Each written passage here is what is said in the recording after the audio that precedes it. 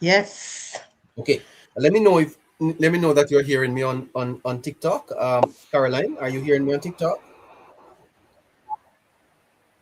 Hello?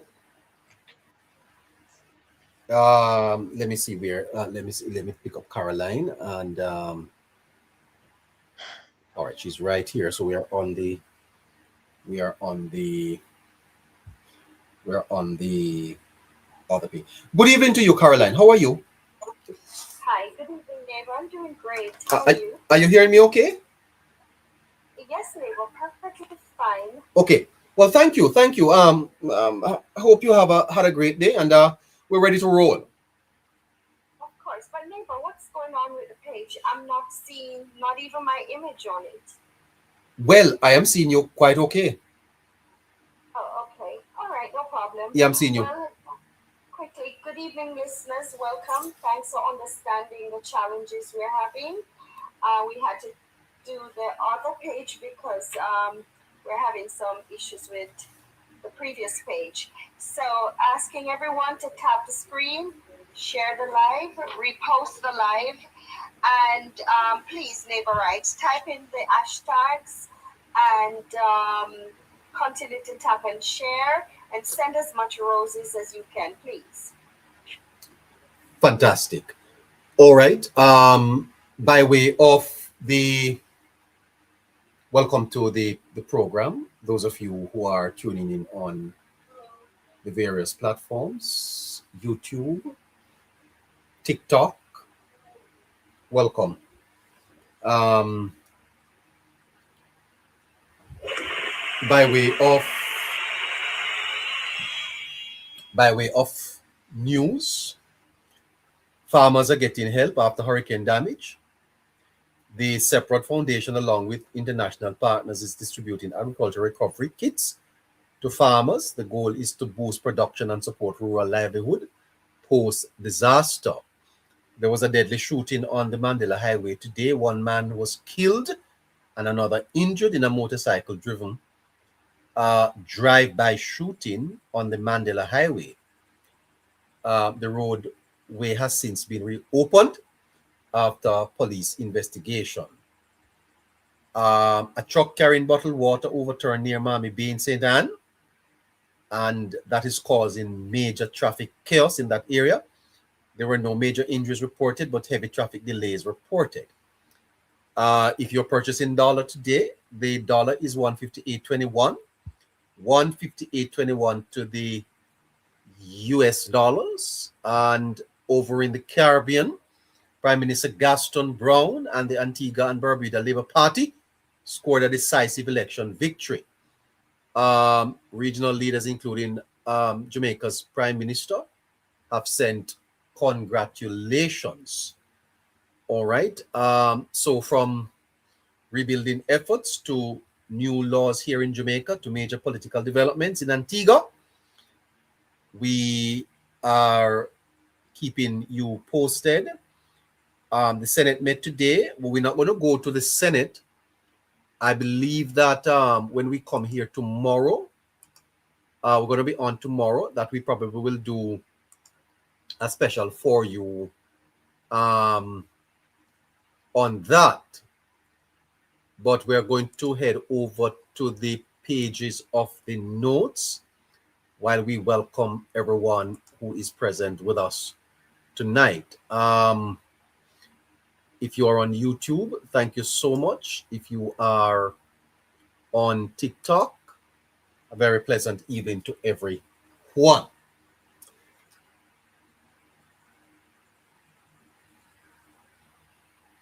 PJ Patterson was right.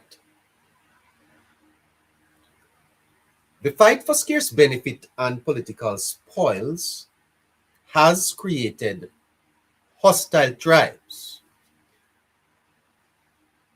in which we are perpetually at war. That war, the war that we are fighting, is why Singapore, independent in 1965, is first world. And Jamaica, independent in 1962, is debating reconstruction.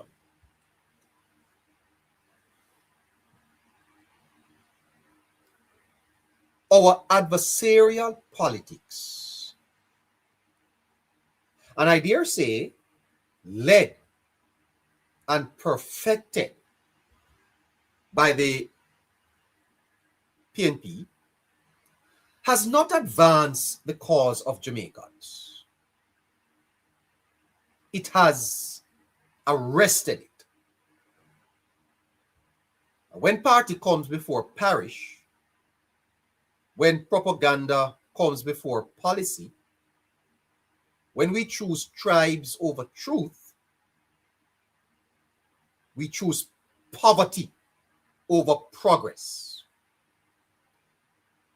And I put it to you that it is time Jamaicans open their eyes. Party politics isn't failing us. It is a failure. Party politics is a failure. And the PNP brand of it is the anchor.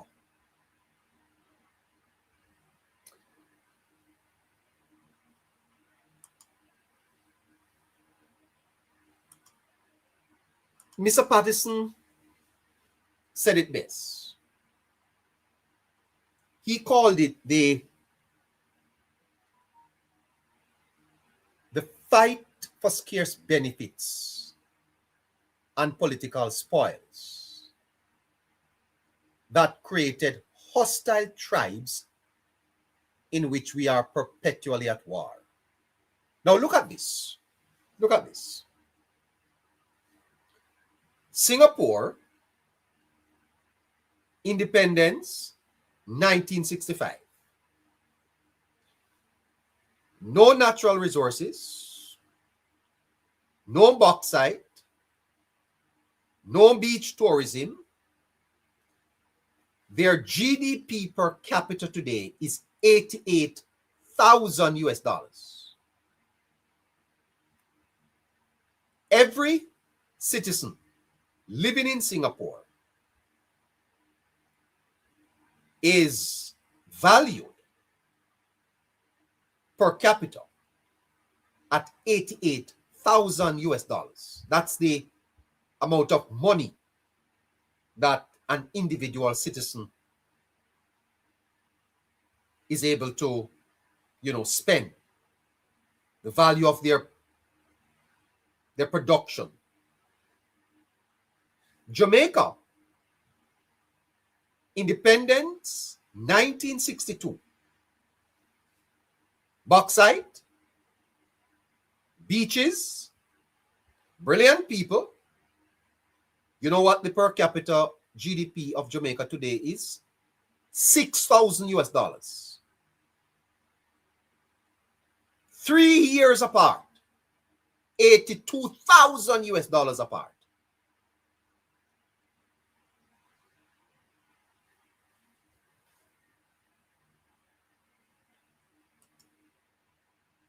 The difference is not geography.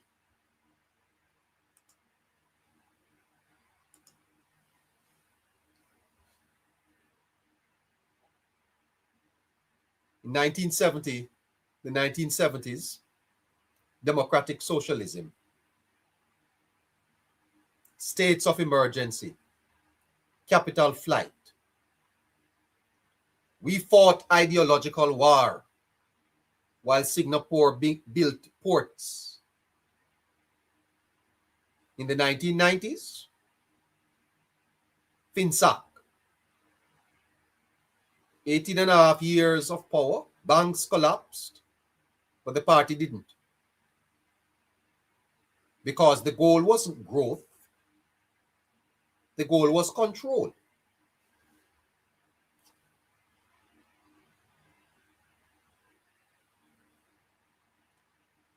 In the 2000, voted against IMF reforms. Then they blamed the Jamaica Labour Party austerity. Voted against NITs. Then complained about crime. And this week,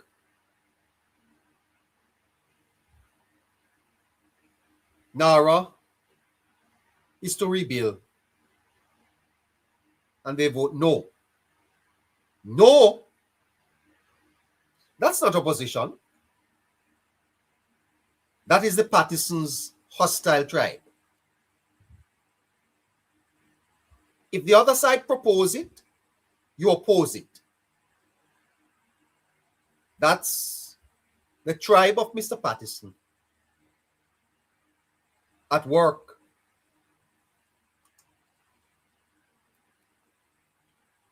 You know, Lee Kuan Yew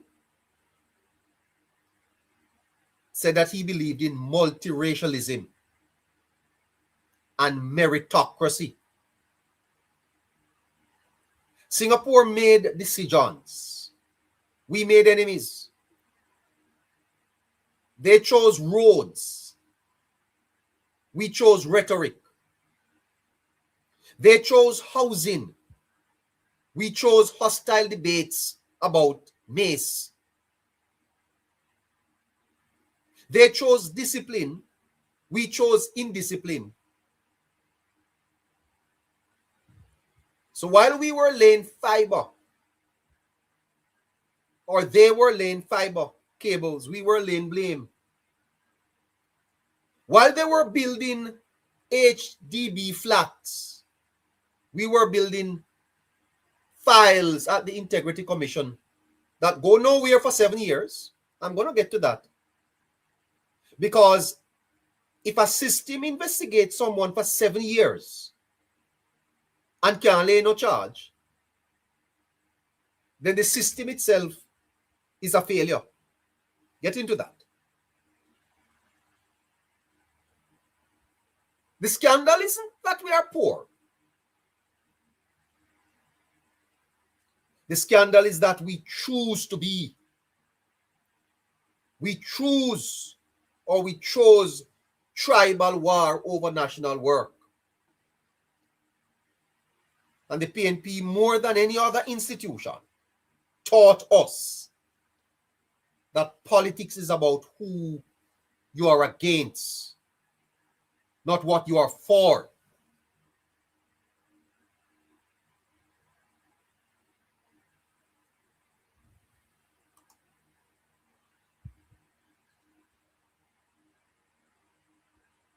And if you doubt that, look at Tuesday night.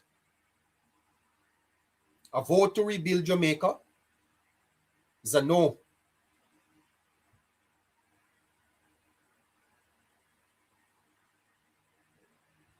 PJ was right. But PJ did not finish the sentence. The hostile tribes are at war. But who are the casualties? Partisan was right. The hostile tribes are at war. But who are the casualties? The casualties are the Jamaican people. Schools, hospitals, roads, hope. Singapore had one tribe. The only tribe that Singapore had was Singapore. Jamaica has two, and only one of them shows up to bill. So here is the choice, listeners. We can keep fighting for scarce benefits, or we can fight for abundance. We can keep electing prosecutors, or we can elect builders. For it appears as if the PNP is only prosecuting. It's already 60-odd years 60 odd years, and we are still in the fight. Partisan, he diagnosed the disease. Hostile tribes. And on Tuesday, the PNP gave us the symptom. Voting no on your own recovery. The cure? I urge Jamaicans to stop choosing sides and start choosing standards. Because Jamaica doesn't have a money problem. Jamaica has a tribe problem. And it's time to break the habit. It's time to break the habit.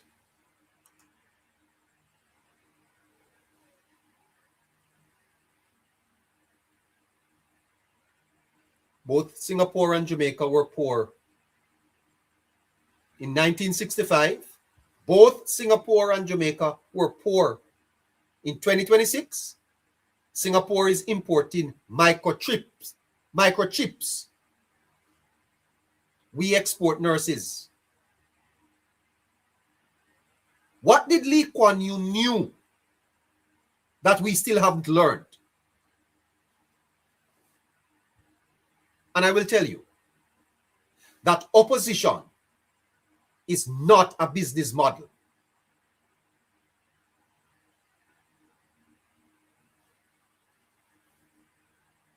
Mr. Patterson warned us about hostile tribes in 1997.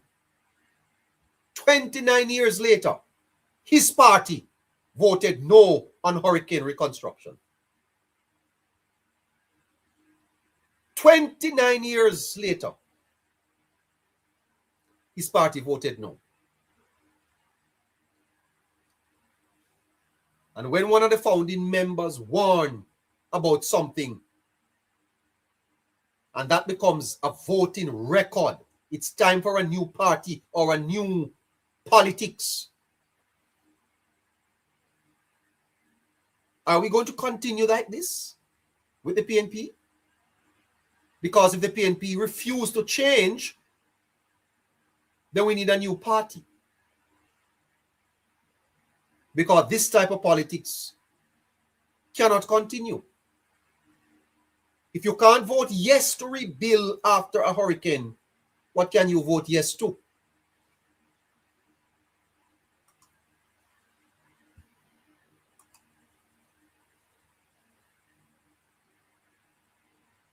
Mr. Patterson said hostile tribes. He didn't say that his tribe would lead the hostility in 2026. Because you can't build a first world country with a third world parliament. And you can't have a first world parliament when touching the mace counts as strategy. The PNP wants to inherit power. Jamaica needs to inherit progress. You don't get that by default. You vote for it. Mr. Patterson warned about the hostile tribes. He was speaking about his own party. What we saw in Parliament on Tuesday was that very prophecy. Hostility. Singapore and Jamaica started at the same place. One chose nation building. One chose tribal war. Look around you.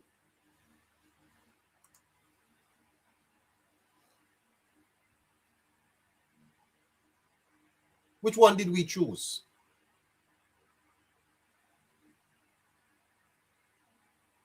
Singapore today is one of the richest countries in the world. And they got independence in 1965.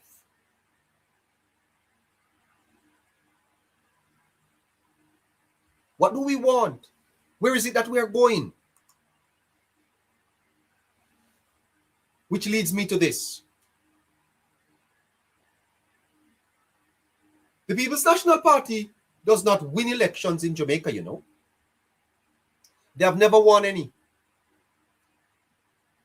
The People's National Party inherits elections by default.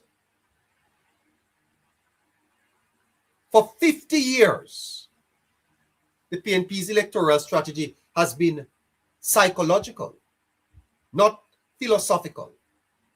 There's a difference between those two. The psychological politics of the PNP is demonize the opponent, weaponize the state, and twist the public perception until power changes hand. The People's National Party does not win elections in Jamaica. It inherits them by default. The Jamaica Labour Party, by contrast, has always had to earn power by putting policies on the table. The Jamaican people, we don't know what make them love the PNP, sir. And what the PNP do them, man? The Jamaica Labour Party has always had to work twice as hard to gain electoral success in Jamaica. The 10-point plan, the 1.5 tax threshold, prosperity plans, because character assassination alone can't pay people's light bill. But hear what is happening, because Jamaica today is less susceptible to propaganda. Information is all over the place, ubiquitous, and the electorate is more educated than ever. The PNP faces an existential crisis under these circumstances, you know. A party built to distort can't govern when the people can finally see straight. And the people of Jamaica are seeing straight in recent years. That is why they have suffered 3 electoral defeats and are staring a 4th one dead in the face. You ask me how I know that? Stay with me, I'll tell you. Because the era of default victories is over. Listen to me, comrades. You have never won an election in Jamaica fairly. Never. You inherit them by default. But that era is over, you know. You notice in the last election, all of those young people running around, all of those students in the school, all the 15-year-olds, they're going to vote in the next election. They're not going to vote PNP. The era of default victories is over, and the PNP has no second act. They're like a clueless actor on the stage, waiting for a scene that they haven't written. And everyone is now seeing that they have run out of ideas.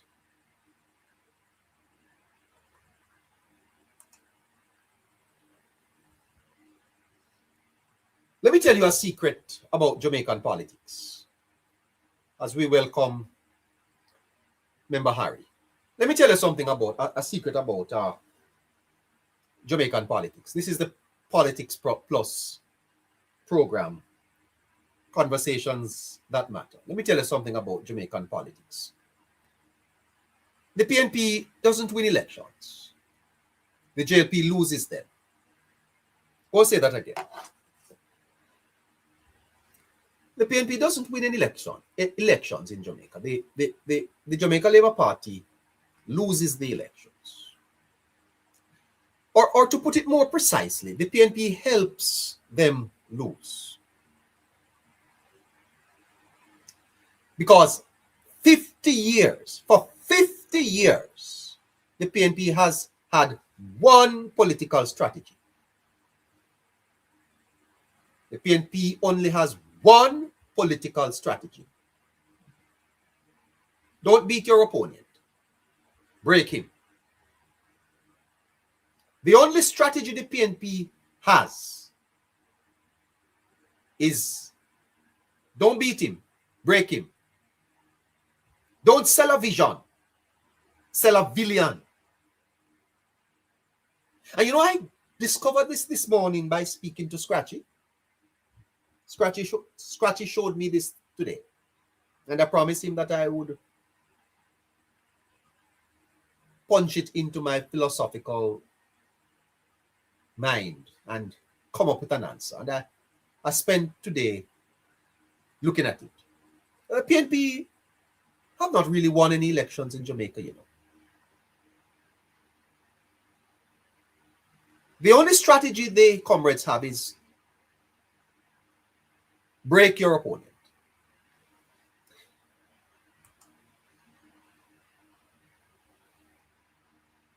Siaga rebuilt after the 70s. GDP up. Infrastructure was improving. My God, when you went to Spanish Town Road in the 80s, thousands of people were going to the free zone to work. The industrialization of Jamaica was taking place. But the PNP ran 18 and a half years of demonizing Siaga. The same Eddie Siaga that built Jamaica in the 80s. The PNP ran a vicious campaign against him. Siaga is cold. Siaga is cruel. Siaga and the CIA. They didn't beat Siaga's policies. They beat him. It's not Siaga's policies that were beaten. Siaga had policies. What the PNP did was they beat Siaga. They demonized the man so that Jamaica would distrust any plan he came with. That's not campaign. That's character assassination with a ballot box. And you see this country here, Jamaica? Half of Jamaica, especially the so-called intelligentsia, they are hypocrites. And they know it's true. Siaga was demonized. It was a strategy of the PNP to make Siaga look bad. Don't touch him. Don't put him back in the power. He's a wicked. And the Jamaican people believed it because it's not philosophical. It is psychological. Jump over to 2011. Dudus, Manat, one crisis. The PNP didn't offer a counter plan on crime, you know, or the economy. Mrs. Simpson Miller didn't offer any plan. They offered a counter narrative. Bruce can't be trusted. And it worked. Because if you can't defend your record, destroy his reputation. The PNP won on Dudus, not on destiny. It's Dudus.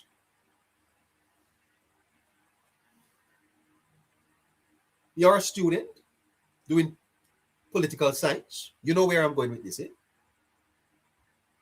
Jump up to 2016.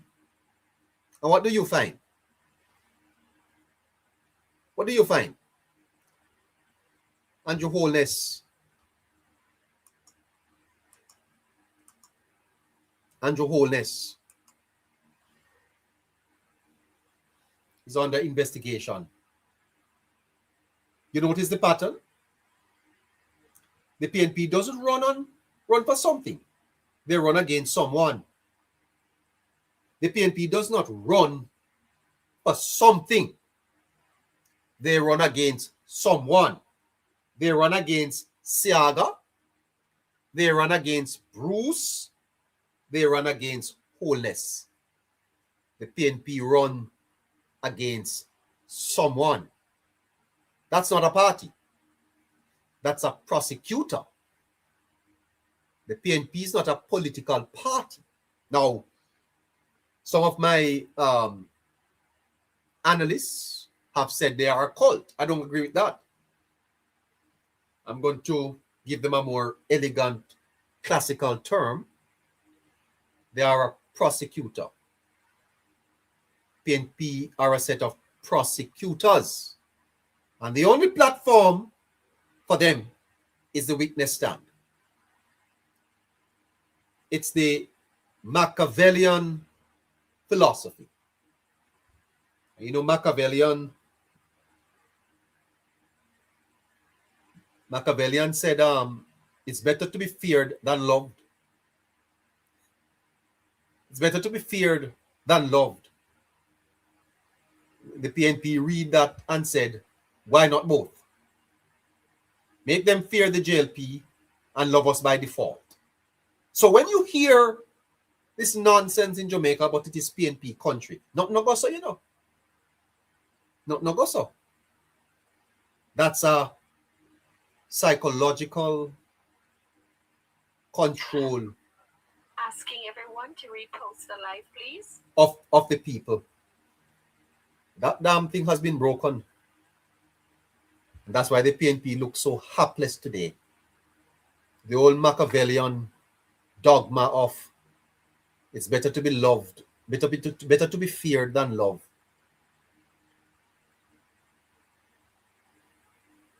Make them fear the JLP and love us by default. But can I tell you that in this new Jamaica, propaganda is failing? The problem for the PNP is that Jamaica is changed. It is slow, but it is sure. It is happening. Jamaica is changing. In 2006, you had TVJ and RJR and the Gleaner. Today, you have Twitter, TikTok, and 3 million phones. Propaganda dies in the sunlight. You never had the Politics Plus team in 2006. You have it today. Scroll across TikTok right now and see how many programs are there dismantling the propaganda. Literacy is up in Jamaica. University of the West Indies graduates up. People fact check now. CIA and SIAGA don't work anymore when your 25-year-old can Google the 1980s and look at the GDP. And then you have the receipts. The Jamaica Labour Party, they have the receipts. The GDP, 147%, moved to below 70%. Unemployment, moving from 13% to 4%. Free healthcare, free tuition, Sparks program, and no NARA. Those are receipts. You can't call a man corrupt when the road outside his yard is new. Propaganda can't patch potholes.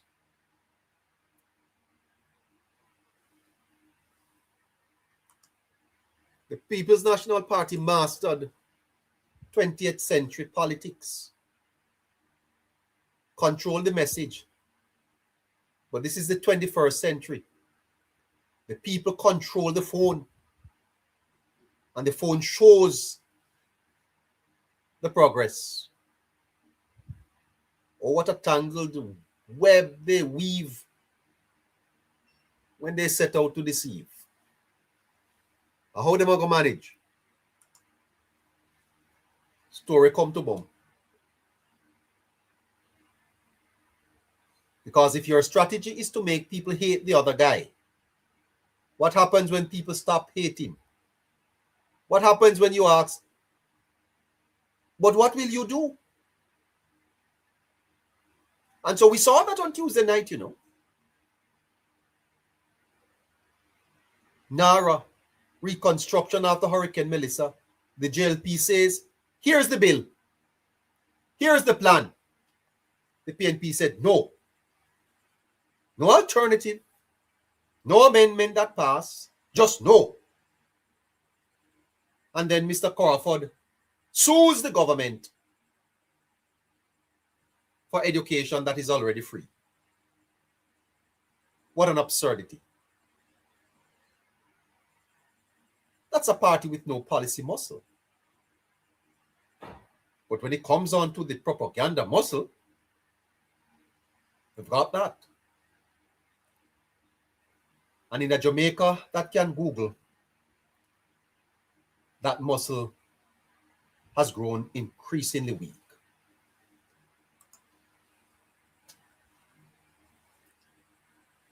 So then you see the PNP did not win 18 and a half years.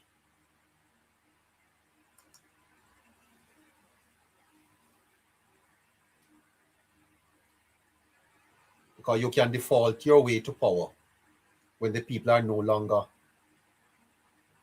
when the people are ignorant. But you can't do it when ignorance is declining. So tonight I want you to ask yourself, do you want a party that wins by policy or a party that wins by making sure you lose trust in everyone else? Because one built road, the other just told you the road was a trick. It was always in the pipeline and it never came out. And Jamaica was going to be pothole free by 2003. That's psychology. They knew it would never happen, but they tell you anyway. It's in the pipeline. Next year you get it. The people are now driving on the road. The people are now driving on the road. And that's the difference between propaganda and prosperity. And that's why the PNP is running out of elections. Because they are running out of excuses. The PNP did not win any election. The Jamaica Labour Party lost them. They won by default. But those days are over, you know. For this is a new Jamaica Labour Party. And this is a new Jamaica. And the PNP don't have any answer. Don't have any answer.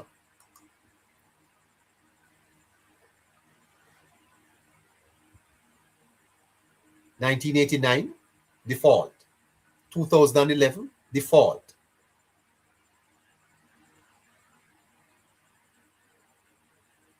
And in 2020, the PNP message was against the man. Not for a plan, against the man. When was the last PNP manifesto people could quote? Can somebody tell me? When was the last time you heard a plan coming out of the PNP that you can remember? What they came with the last election was a song, a hype song. Blood and Fire Comrades. And even Labour Rights start singing it. I suspect that the 400,000 people that voted for the PNP in the last election, many of them were drawn to vote for the party because of the catchy song. There was no plan, but there was a song. Rock your body and come in. Come vote for the PNP. No plan, but rock and come in. Rock your body and come in. Come vote for PNP. That's it. You remember their manifesto? You remember their campaign? Pure foolishness on the stage. Mark Golding cussing bad word. Dayton Campbell shouting. Damian Crawford giving people jokes. And they play the song. And the people are so enamored and captivated. It's a classical conditioning. Houdini, you ever hear about Houdini? You ever hear about Houdini? I tell you. The Integrity Commission strategy. 7 years of probe with no charge. Is that oversight or opposition? If Holness is investigated for 7 years and still standing, maybe the system is a scandal.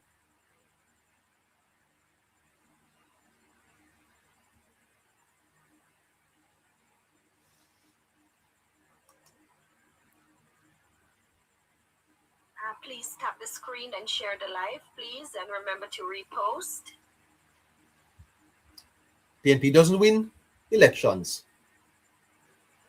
They win arguments about other people. And Jamaica has finally changed the subject.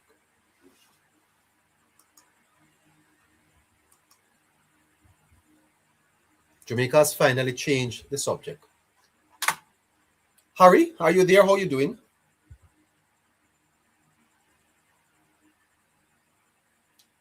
Are you there, Harry?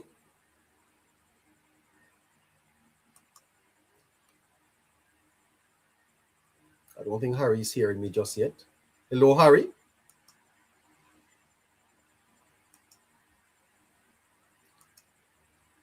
Not hearing me just yet.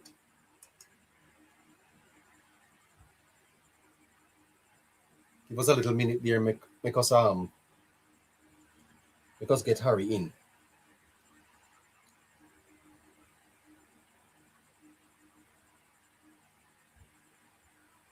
So Partisan was right. Lee Kuan Yew said, I don't believe in tribalism. I believe in multi-racialism and meritocracy. Singapore made decisions. We made enemies. They chose roads.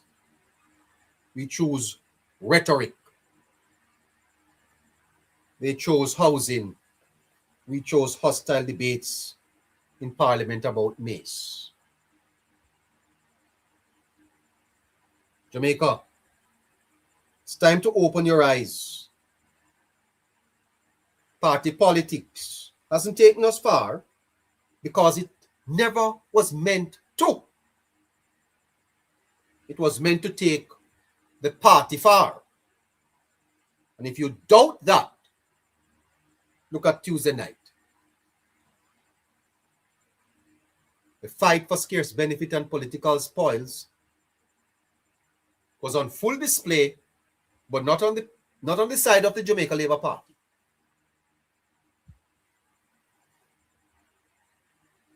PJ was right.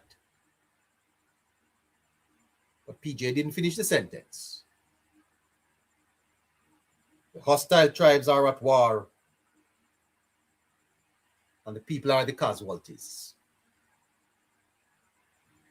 But while they fight one another, or they fight among themselves, the people of Westmoreland wait. The people of Trelawney wait. Mr. Patterson diagnosed the disease. Tuesday night showed us the symptom.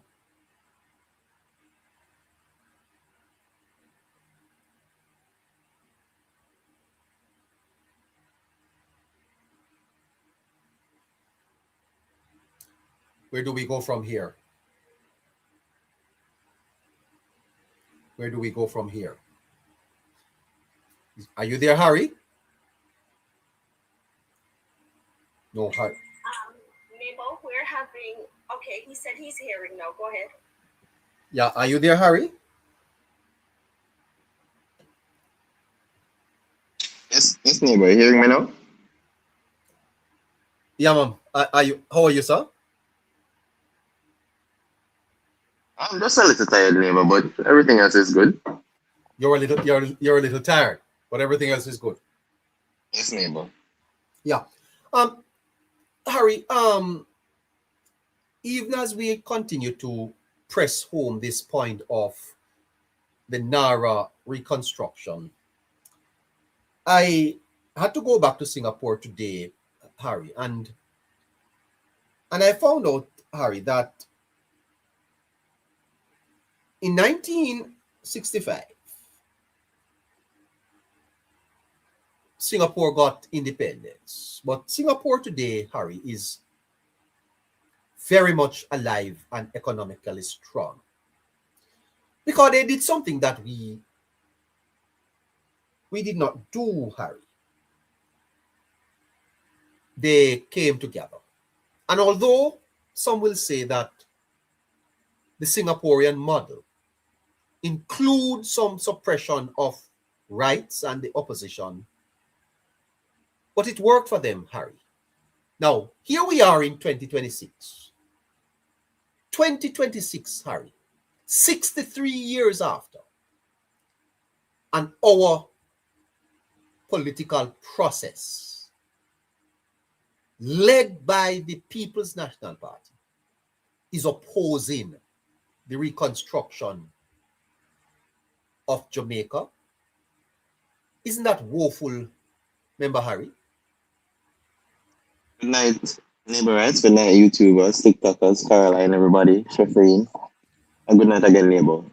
I think it is beyond the woeful, neighbor, to be honest. It is borderline embarrassing, as well as, I don't want to say distasteful, because distasteful is rather too good of a word, right? But it is damning for a nation with so much potential, for people, if unified, can conquer whatever they set themselves to conquer. For a small nation that has been blessed with the ability, based on the geographical location, to achieve far greater than anybody else, its size or smaller. And we've wasted opportunities upon opportunities. And that is not by mistake, it's by design. And more so a political design, which brings divide. Because here we have an opposition that thrives on division, setting up one brother against another, setting up an ideology against another, one that drives the country forward, one that thwarts it or delays its own progression to satisfy a personal achievement, a personal agenda, stipulated around a party per se. And you touch in terms of to say, Singapore had one thing that we didn't. And that was the unification under one philosophy or ideology that drove them forward.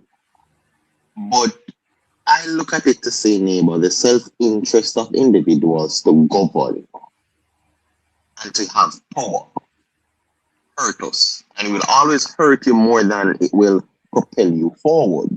Uh-huh.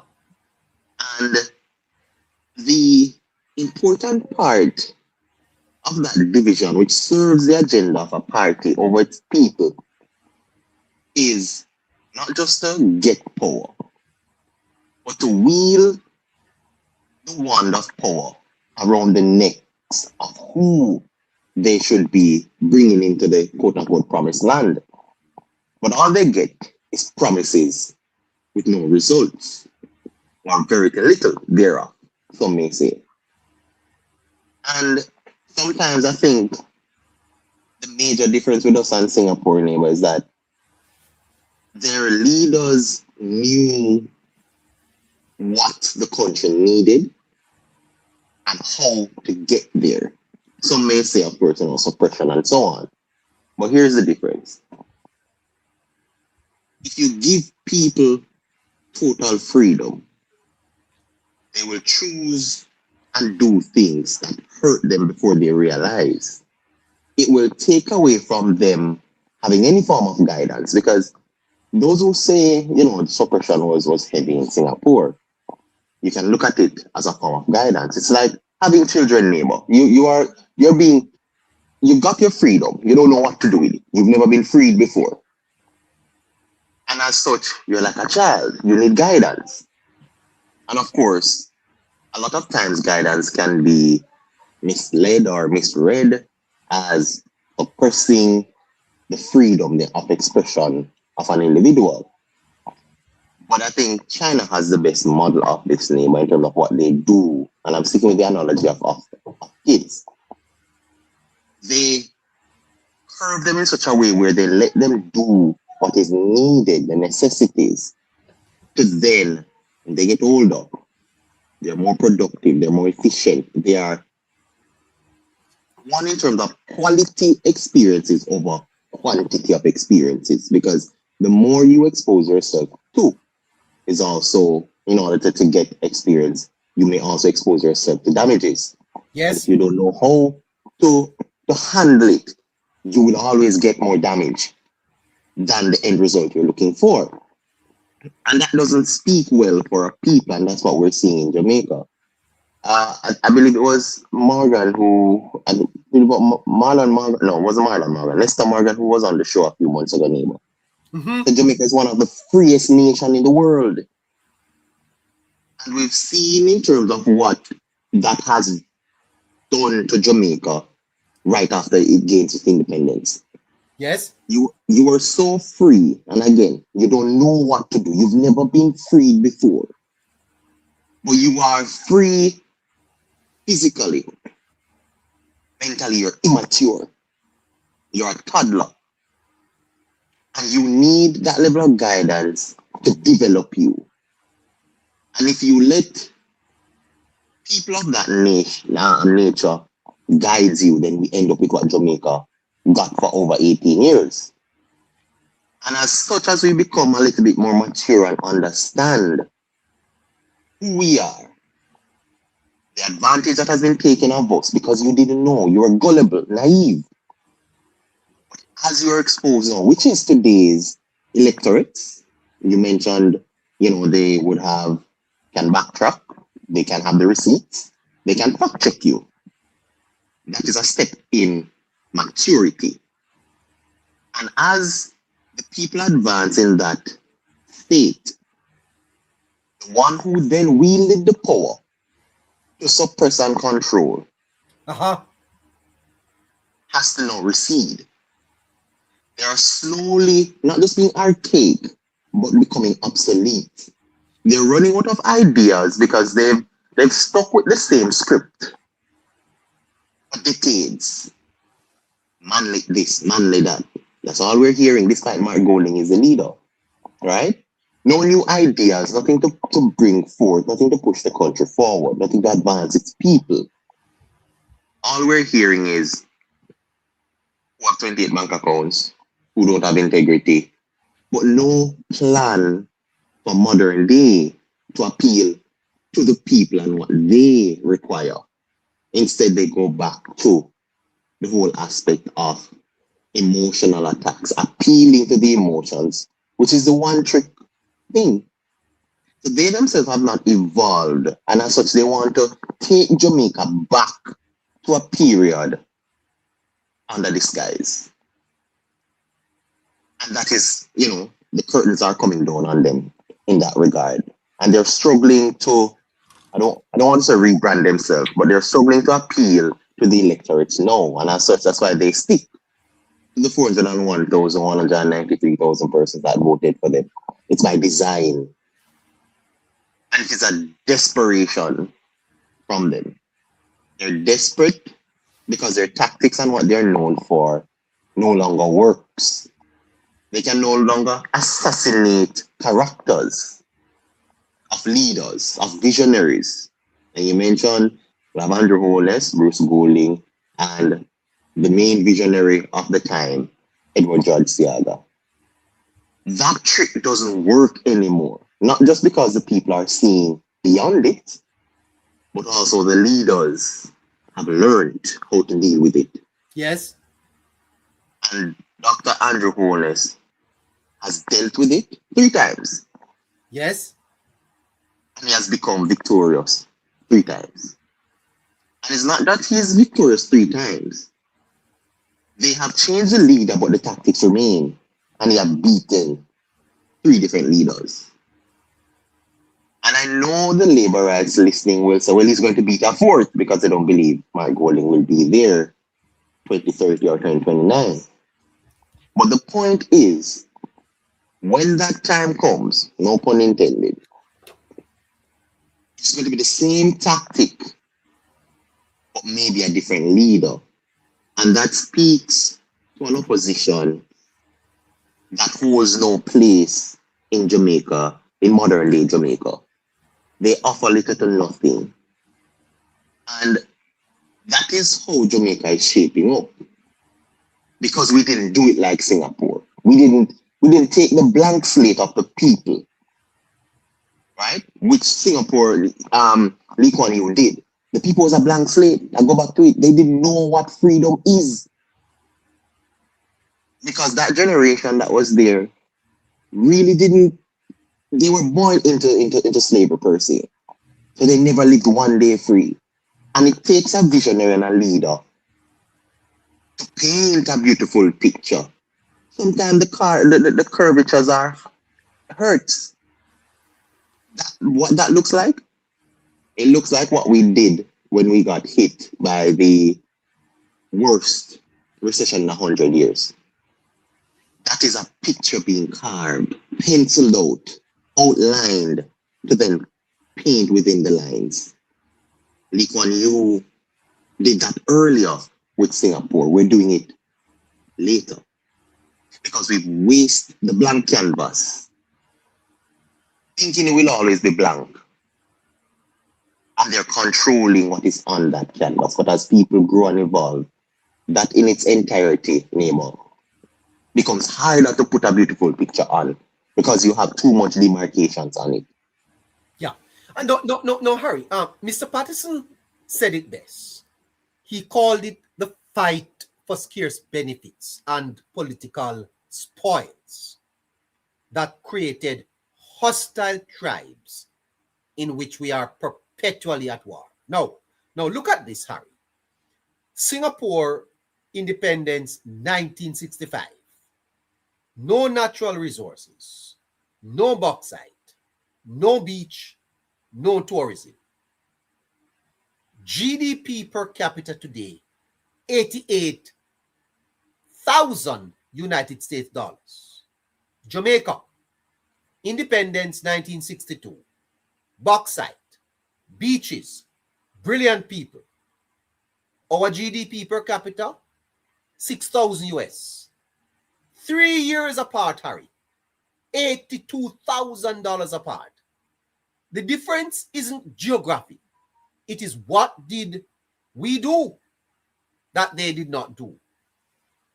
Is it that we chose the wrong government, Harry?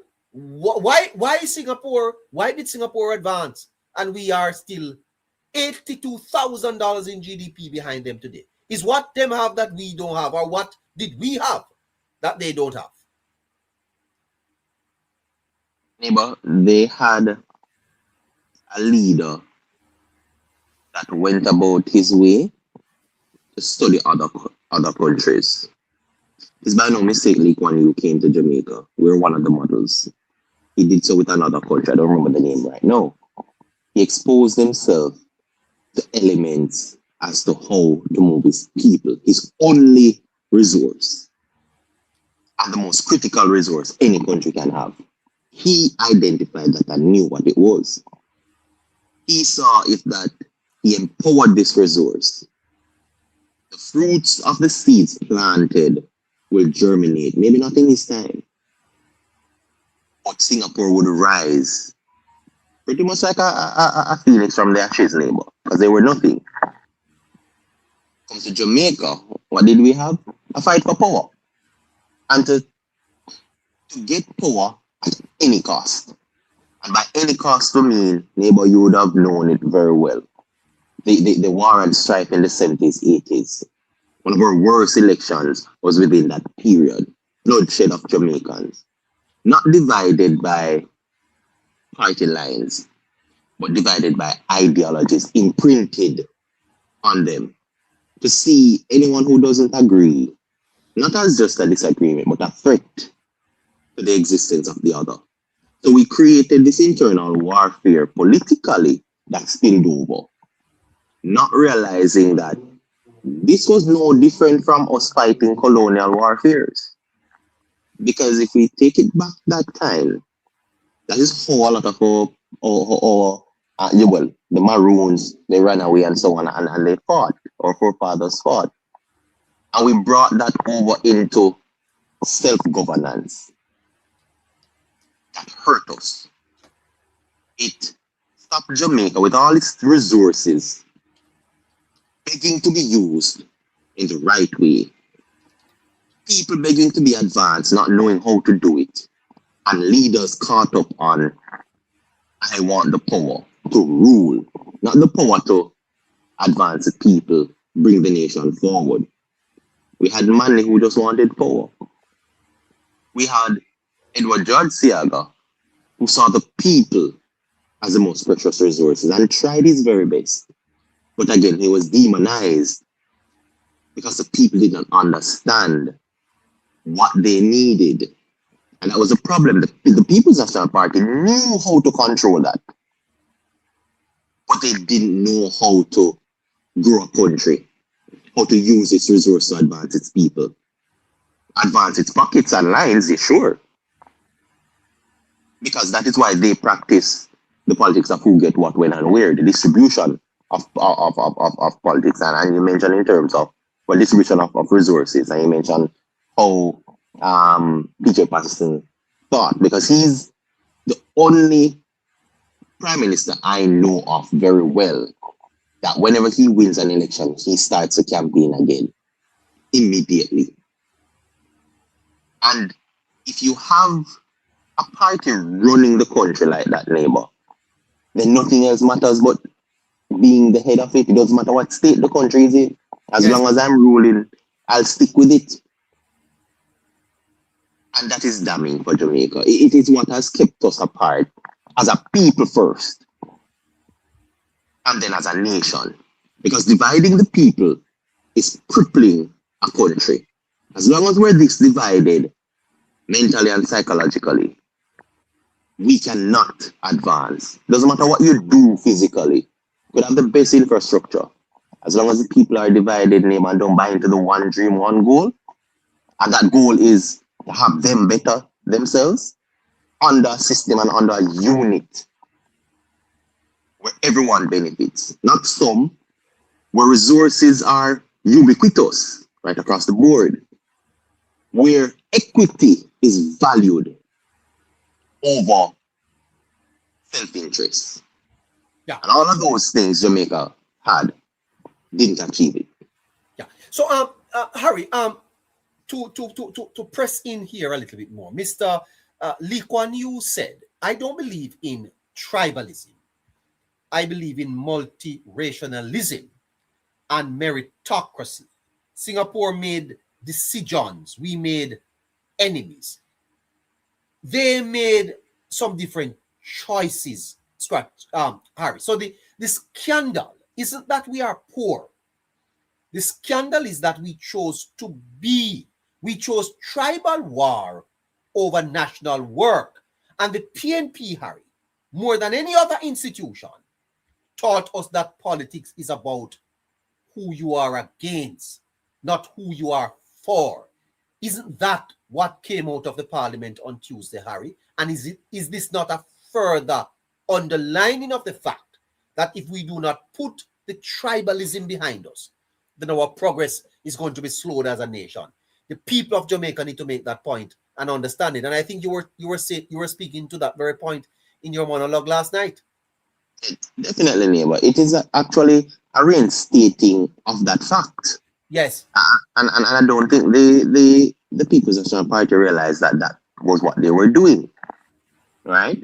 But it is that said message they're utilizing, and it's being received by the people, but comprehend in a different way than before. It is being taken apart line by line, action by action, to see them for who they are once and for all. To not be tricked by it, neighbor. Because Lee Kuan Yew instilled the act of meritocracy in the people. The People's National Party, in their reign of terror, instilled links in the system. Who you know, not what you can do, not what value you add, but who you can make a phone call to. Yeah. Putting in that in a country like Jamaica, neighbor, you can never advance it. And one of the things, because I listened to the Senate today extensively, Yes. and one of the major things, thank God for Dr. Dana Morris Morris Dixon, Dixon. right? She said something, and I extrapolate it to look at what Mr. Damon Crawford is doing. You know, bringing the government to court. But I'm going to give him something to put his very past and present leaders in his party and give him a case. I might have to reopen it. When we look at the procurement process, how it has crippled Jamaica's education system just by its infrastructure alone. Neighbor, Dr. Dixon highlighted that she tabled for some investment in terms of building development for schools, several high schools, Colbert High, and several others, right? Infrastructure development. That was tabled in 2022. March 2026 was the day, our date, when she got approval for those. But you know what's damning about that, neighbor? Uh-huh. The development makes no sense again. Because these schools have been ravaged by Melissa. So we move from just development to now recovery and development. I want Mr. Crawford to go and open that case and challenge his leaders, because they were the ones, because of their actions of crippling Jamaica. We have procurement processes like this, which thwarts the advancement of the very people that will be driving our country forward. Because there's no way you can have schools that need development. There was another one in terms of Nagahead Primary. For security purposes, they've been asking for fence right around the school. And that was tabled over 2 years ago. Yes. And this is as a result. This is our children's security. And because of what the People's National Party did in their 18.5 years, we've had rules now that cripples and slows the development and advancement of not just infrastructure, because I'm moving it away from the physical thing, but it puts our people at risk. It puts our children at risk. It puts the technological advancement that we need in schools at risk, because time waits on no man. And the longer these things sit on desks, because of how the government of that time handled the people's resources, we had to now tighten things to a high level, and it is now no longer functional in today's society, but rather destructive in how we move forward. Yeah. So Singapore got independence and got to work. We got independence and got into a fight. And nearly 60 years after, they have subways. We have subcommittees.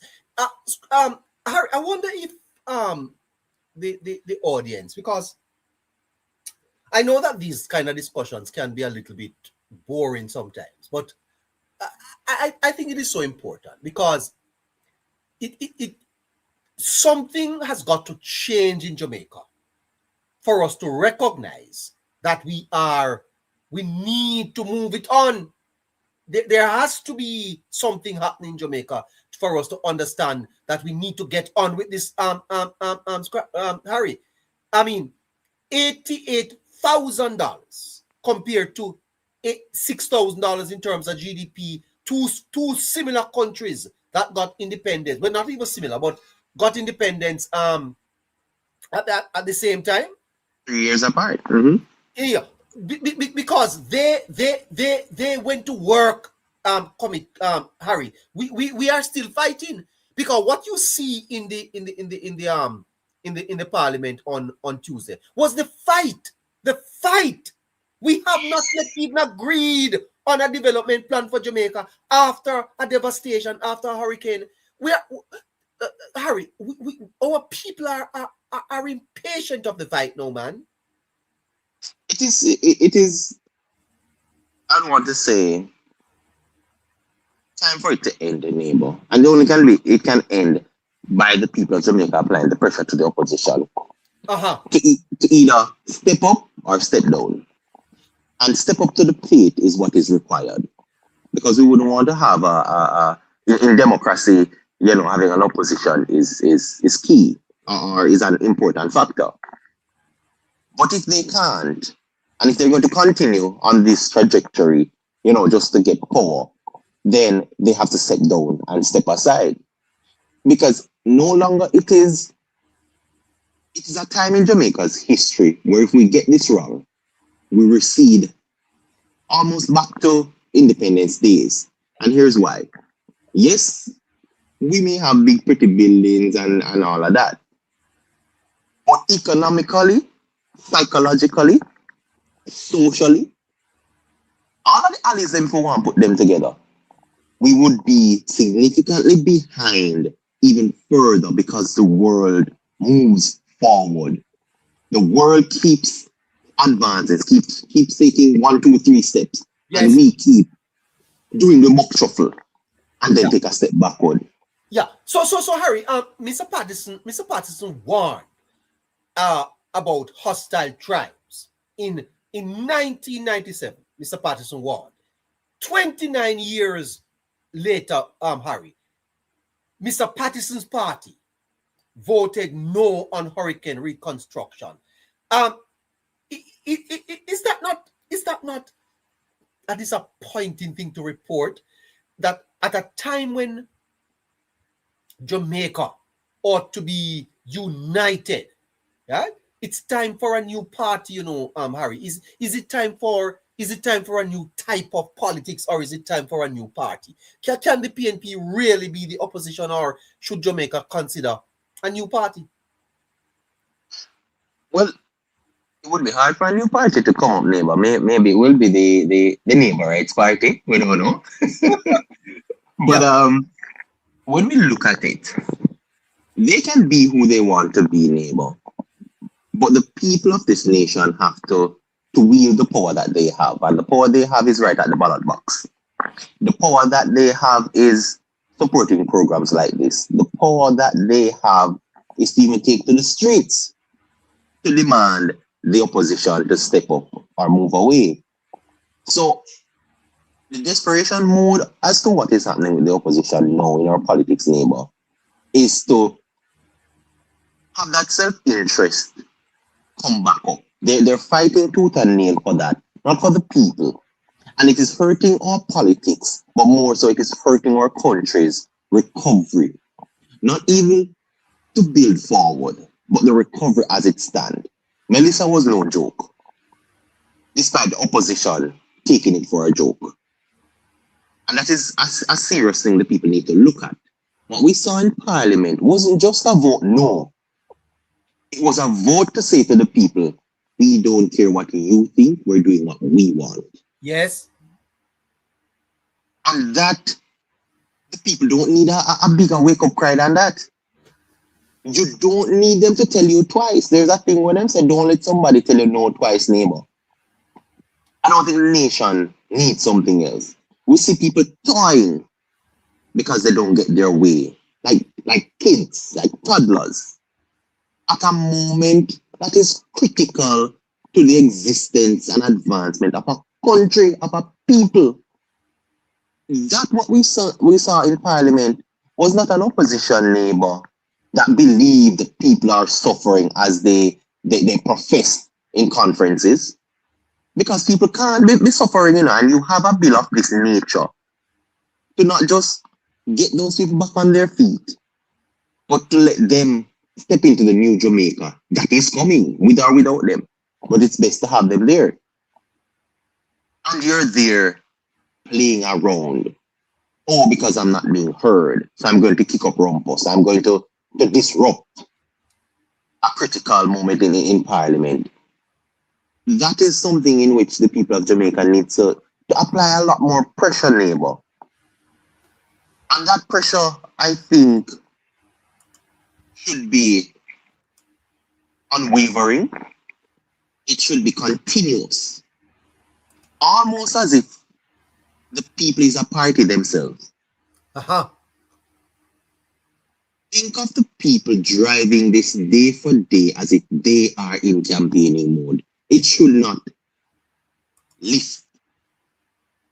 Every single thing that is done, once the people see that it is a vote against their existence, their advancement, them moving forward, then you take to the streets, then you demand. We're in social media now, you can apply pressure left, right, and center. But of course, be careful of the digital bill, not to, put anybody in disrepute. But pressure needs to be applied. And the pressure that is needed is not from the government, it's from the people. Because the opposition is showing that they are against the people. Right. So the government today in the Senate opened the debate in the upper house. Minister of Education, Dr. Dana Morris Dixon, challenged many of the points raised in objections to the bill. Let's get the report from Nationwide. The National Reconstruction and Resilience Authority, NARA bill, was passed along party lines in the lower house earlier this week. The eyes now turn to the Senate, where there's likely to be a similar outcome. The opposition remains unconvinced that a body that will have access to sums in excess of $1 trillion is functioning with the appropriate oversight. In kicking off the debate, Government Senator Dr. Dana Morris Dixon stressed the importance of NARA in responding to a disaster and circumventing a bureaucracy plagued by roadblocks. Now, Mr. President, if the existing machinery cannot consistently spend its annual capital allocation, then the question answers itself. Why do we need a NARA? That's the reason. A framework that cannot reliably deliver what is budgeted in normal times cannot be expected to coordinate and execute the post-Melissa reconstruction and resilience building program. The single greatest criticism faced by the NARA bill is what's being seen as a lack of oversight and too much power concentrated in too few hands. Dr. Morris Dixon countered that argument, pointing out that NARA will have many accountability layers, including the Parliament and the Jamaica Reconstruction and Resilience Oversight Committee, JAMROC. You have Cabinet, you have Auditor General, you have Parliament, you have PAC, you have PAC, you have Integrity Commission, you have JAMROC. I don't know what more we need. That's oversight. Many layers of oversight. NARA CEO also will be held strictly accountable. Performance evaluation of the CEO will be conducted by the Cabinet Office with structured input from JAMROC as well as other stakeholders. Performance evaluations will be grounded in the achievement of clearly defined targets and measurable outcomes, not merely process compliance. The people of Jamaica will be able to judge through JAMROC's public reporting. JAMROC will be reporting to the people. Dr. Morris Dixon also reminded the Senate that Jamaicans in the West are being left waiting for the critical assistance NARA will bring. Let us not lose sight of what this debate is ultimately about. It is not about institutional design. It is not about governance theory. It is about the people of St. Elizabeth, Westmoreland. All right. We're going to get back to the minister. But Harry. Yes, neighbor. Clearly, Harry. The debate is a mere debate. The PNP's position remains, we do not support the NARA bill. At this point, Harry, what is the government to do? Well, the thing about it, neighbor, is that what I got in terms of the stance being reinforced by the opposition is that they don't trust even the existed framework, the existed oversight that is in government. And that is surprising because NARA has incorporated all of that oversight within itself. So it's not that NARA is just going to have the CEO calling the shots and the Prime Minister calling the shots. That's not the case. And I was pleased that Dana Morris Scott actually went through fully I believe she laid out 10-point plan in going through it. But the opposition neighbor still does not get it because they're not having their way. And I think that is a major blunder and it's a problem for this going forward. What they want is to not just have an oversight, but by the time they're finished, the oversight have an oversight. Which means the same thing that happened to Bahamas, which I forgot who said that. I think it was Alfred Dawes who brought that example. The same thing that happened to them can happen to Jamaica. I'm not saying it would happen under this administration. But what really and truly happened on the Bahamas was that they had so many persons at different levels that it became about the money and not about the plan. It was set up for people to just get a payday, neighbor, without any real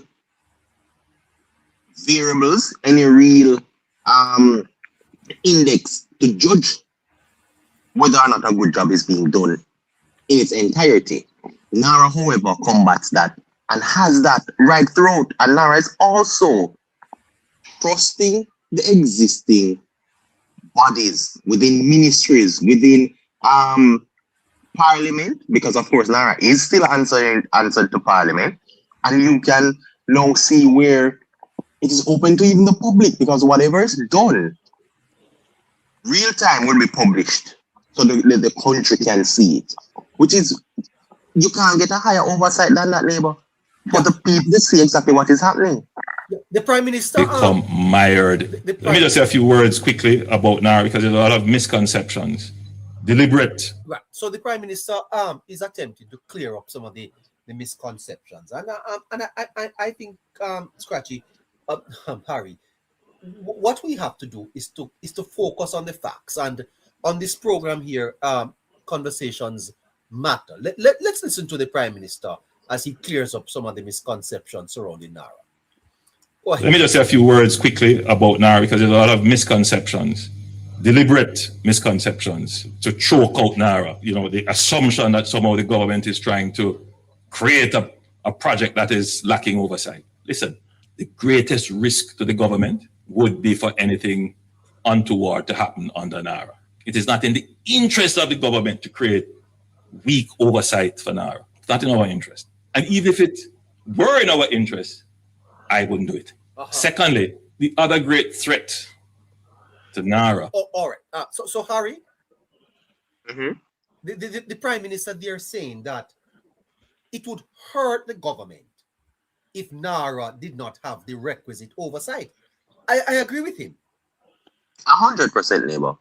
Because this would have now given the opposition the opportunity to step up and point it out. Absolutely. So it can't be a situation where, one, it is deliberate because it doesn't suit the government. And Andrew Holness said it. Even if it was in the interest, he wouldn't do it. But you know what? It should have been added to that as well, neighbor. I know you play it further.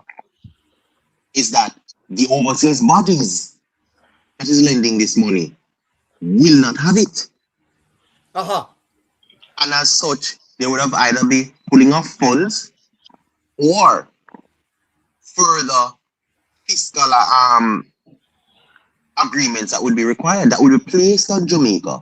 And then that also, in full circle, does not serve the government, because it makes them now recovering from for Jamaica and putting Jamaica forward. None of that would happen at the speed at which they would have looked to have it done. And more so, whatever records they were looking to set and to add to would not have been achievable. So the government would have hurt again. Let's hear a little bit more from the Prime Minister. Would be for it to become mired in weak, overbearing bureaucracy. And therefore, we knew there would be a battle, because there are some people who are quite aware that if NARA is successful, it would be a great thing for the country. Let me leave it at that. So Harry, the Prime Minister, they're saying what we have been saying, and a lot of our analysts have been saying, that they were prepared for it because he knows that there are people in Jamaica that know that if Nara is successful, it will be bad for them. I wonder who those people are, Harry. Neighbor, I don't think we need to call them. You know, they know themselves. We don't need to point the fingers. Is it Cubans? Definitely wouldn't be the Cubans, neighbor. The Cubans don't have that much of a stronghold in Jamaica. They don't have 1,000 people. I wonder who those are. Wow. Let's listen a little bit more. We knew that there would be those who would contrive to somehow color it bad before it has even started. NARA is an executing agency. That's what it is. I don't want it to become involved in all the self-serving activities of the public bureaucracy. All it will be doing is, first of all, developing a register of projects that meet the criteria for reconstruction, resilience building, coordination of economic activity. So if NARA is doing an infrastructure project and there was a housing project laying down somewhere in a municipal authority somewhere, or some developer had this project and just wasn't doing it, then if we're building the infrastructure, if we're putting in the road and bringing in the water and so forth, and right beside it there are lands there that could be developed, then why not bring them in, crowd them in at the same time? If a private individual had a project that fit the resilience, the reconstruction, the economic criteria, bring them in, put them on a fast track, point them in the right direction, coordinate with the infrastructure. That gives you the economic synergy.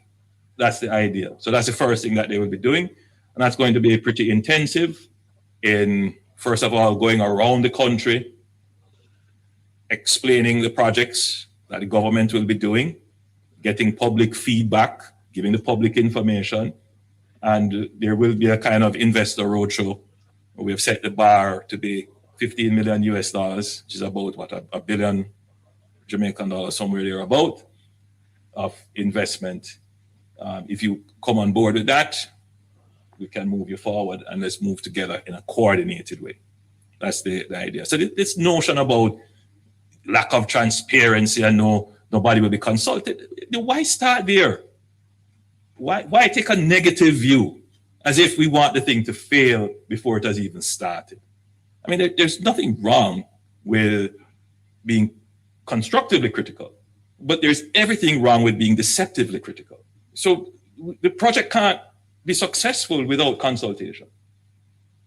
I mean, we'd be setting up a roadblock for ourselves. We said we're going to do this, and we just went ahead, and then people started to block the road and demonstrate and say you didn't come to us. We know this. So there has to be a process of moving around, consulting the communities. And by the way, when you get on the ground, all of what you hear circulating, the people on the ground, no business with that.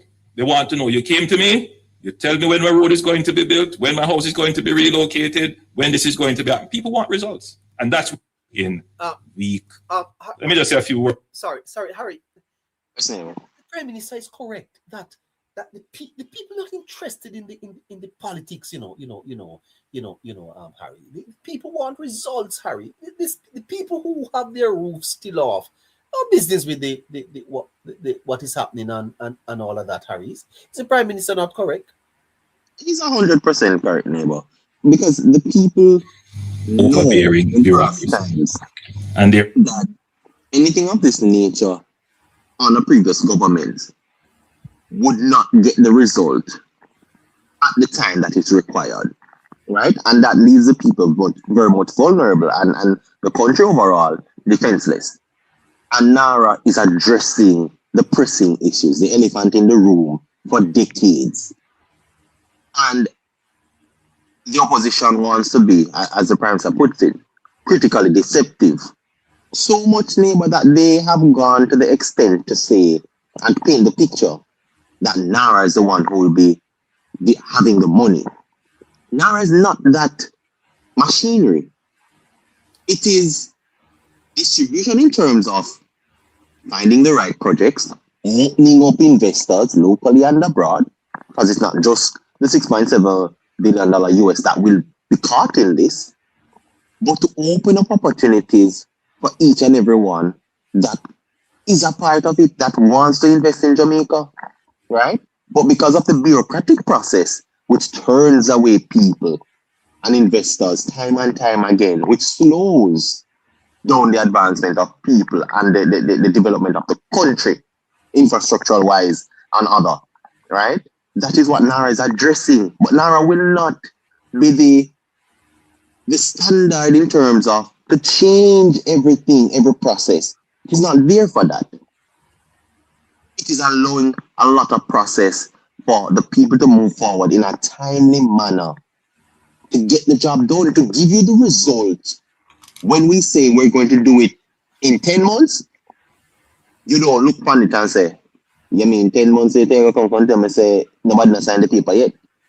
That is what has become a part of Jamaica whenever we're doing any form of business. The wait time, the who needs to do this to sign up on that to go there and how much months. That is what NARA is also addressing. Because when you go to do something, neighbor, you want the result. Yes. Yes. And NARA is putting up that for everybody. Absolutely. Let's listen a little bit more to the Prime Minister that the audience era. It is clear to me that we need to engage in more detailed conversations about the structure of government in our country. This is because of the absence of civics in our school curriculum. So the public in general, which, in any other society or in most societies, the ordinary person would not necessarily know the distinctions and these kinds of definitions. But at least there would be an element of the society that is well informed, that you would see that coming out in the press, you would see that in articles and statements and in commentary. But I find that much of what is published, much of what is said is absent of this kind of knowledge and detail for the average person to understand.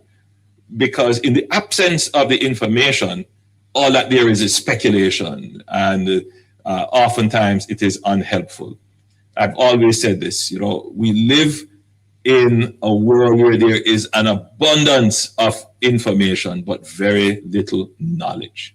Because even people who I believe are well educated and should understand don't. And in fact, many of them will call me and say, but I hear the opposition say this, but I hear civil society say this, I hear this. And it could be, it is frustrating that people who should know better don't. And therefore, when we are communicating, we should never take it for granted that the audience already understands the foundational issues for them to actually form conclusions. So you will forgive my style of speaking can be excruciatingly detailed at times. So it doesn't make the news, it doesn't make for good sound bites. But if you listen, and I do have a small audience that pays close attention to what I say, I think I can deliver some, not just information, but a better perspective on what it is that the government is doing and what the government. Joshua, John, good night to you, sir. Good night, genius. I don't know. Joshua, I thought that civic had returned to our classrooms. The Prime Minister is admitting there that we still do not have civics in our classrooms. That's something we need to correct, Joshua. I believe that the Ministry of Education is in the process of working on it. Some mention of it was made, I think late last year, but I believe with the advent of the hurricane, a lot of things that should have really been further ahead has been slowed down. By the way, good night to you, good night to the rest of the panel, both on YouTube, TikTok, as well as in the chat and on the For You page. Those on the For You page, we're imploring you to come over where you can participate in the discussion. And to your beautiful moderators and managers and the ladies behind the scene, Caroline and Sheffrey. Yeah. Yes, sir. Yeah, man. So Joshua, let us start with the whole matter of civic civic literacy. I listened, Joshua, to a lot of the commentary coming out of the PNP, and I don't know. Is it that they are civic illiterate or they are dishonest? Both. Both. The dishonesty comes from the deliberate intention to mislead and to propagandize and to politicize everything that comes out from the government. That's where the dishonesty comes from.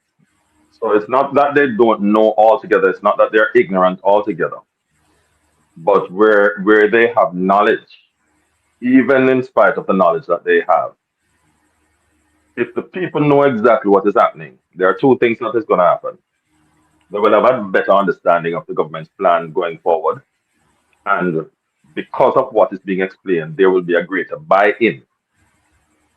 The second thing that will happen is that the PNP will become less relevant because people will now have an understanding that what the PNP is doing and what they are trying to accomplish by way of misinformation and disinformation as well as propaganda. Um, it's really with a view to gain power using the back door. And so they will become less relevant. And hence, that is why it's a combination of ignorance as well as they having knowledge but using it for the wrong purpose. Okay. The opposition Senator Lambert Brown today said this. Such that it allows for harmony in the. It's clear to me that a joint select committee can move and meet with dispatch. But the value of a joint select committee is such that it allows for harmony in the parliament and nobody need to touch what need to be replaced with mahogany and blue maho, the mace.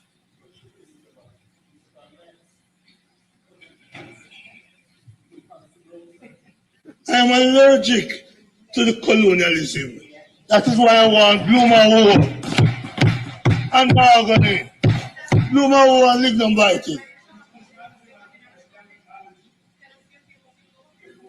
All right. It's clear to Mr. Lambert Brown being a little bit ridiculous there. But Joshua, the PNP is still pushing for joint select committee on this bill.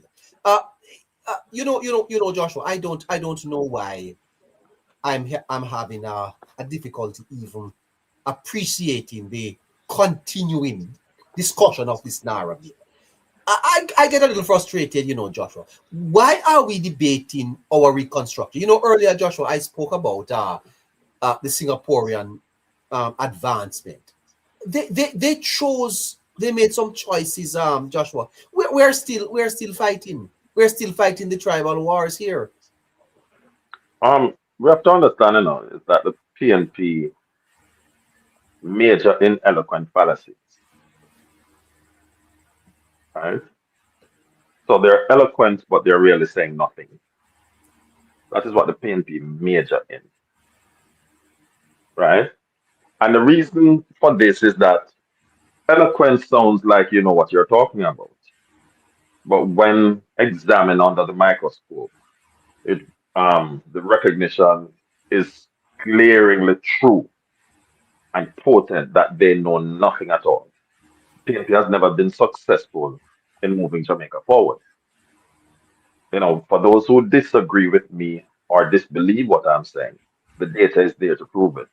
And I will tell you to check the Jamaica, the National Library of Jamaica, GIS, the World Bank website, Statin, PIOJ, BOJ.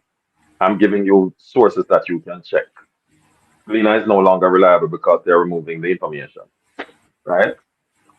And so the PNP, in order to remain relevant, not only do they continue to propagate and promulgate fallacies, but they have to be as loud and as boisterous about it as they can get, because it gives the impression that something is That's being done. creating.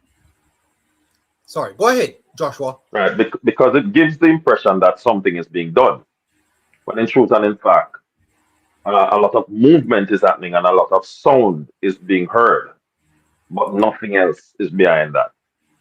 I am not surprised that they're asking for a joint select committee, because this is part of their stalling mechanism. The bid to remove the mace, as I said the other day, was not accidental.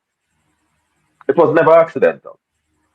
And as I told you and told your listeners before, that at 6:30 on the day, I told them that the PNP is going to seek a reason to walk out of Parliament. And the reason I had sent that voice note to that person, because the PNP's intention is to try and stall the passage of Naro.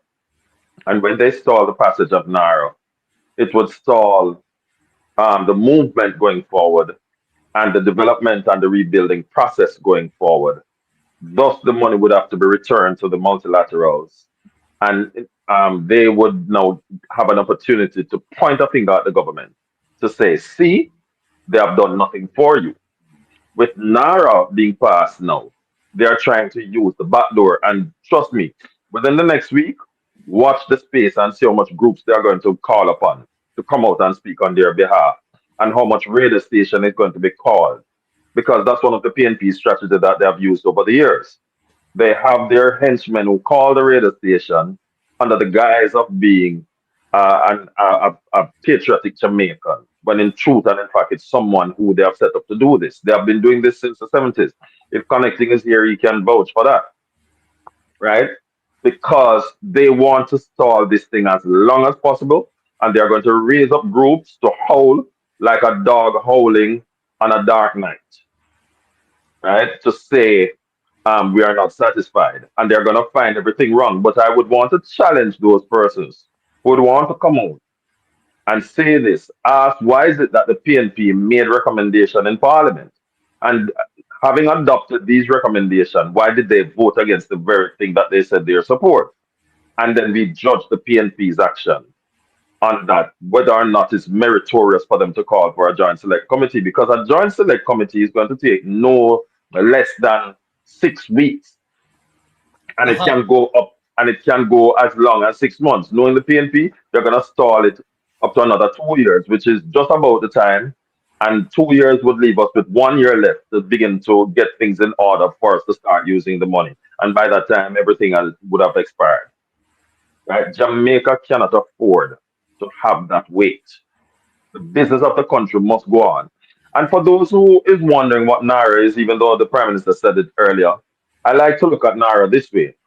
The Naira of 2026 is the UDC of the 60s. Why? Because coming out of colonization, Jamaica needed to move and move ahead quickly to begin to develop itself, to be ready for the 21st century. An agency was created for the sole purpose of getting Jamaica ready for that purpose, and to develop Jamaica and do it quickly, right? That is why the causeway was built. That is why Mandela Highway was built. BOJ, Ocho Rios, New Kingston came out of that, right? And so Nara is really something similar, but a far more improved version of the same, with far more expediency, right? Now, after the UDC was formed, when the PNP government took office in 72, UDC ceased to do the job that it was created to do for many years, for the Yes. period that Michael Manley was in power. UDC ceased to do, and the records are there. No major development took place during that period of time. Check it. I ask anybody randomly, check it. JLP, PNP, or no P. Check it for yourself. No major development took place during that period of time. But fast forward to 1980, when Mr. Siaga won, UDC came back on track and started doing development. NAR is intended to achieve something similar, with a rebuilding component, and far more suitable to this period of time that we're living in. In addition to that, bringing in investors, which UDC also used to do. Yeah. Right? So NAR is not intended to spend government money. Uh-huh. It identifies project, and it becomes that coordinating mechanism for handling these things. Yeah. Oh, okay. So Joshua, what did Lee Kuan Yew know that we still haven't learned? Well, it's not all of us haven't learned it. The JLP knows this very well. The PNP has managed through their surrogates to put the narrative differently out there. But what Lee Kuan Yew knows is that if you have starts and stops in government, and Yes. if you have different ideologies competing, then it's counterproductive. Yes. And so you have to have one consistent ideology that is that is Driving your firmly nation behind, forward. right, that's firmly behind moving the nation in the direction by which it should go. And Are you so, surprised? Are you surprised, Joshua, that in the middle of this debate, we have not seen any activism. No group so far really have come out to say let's support the reconstruction. There have been more opposition to it than there have been support.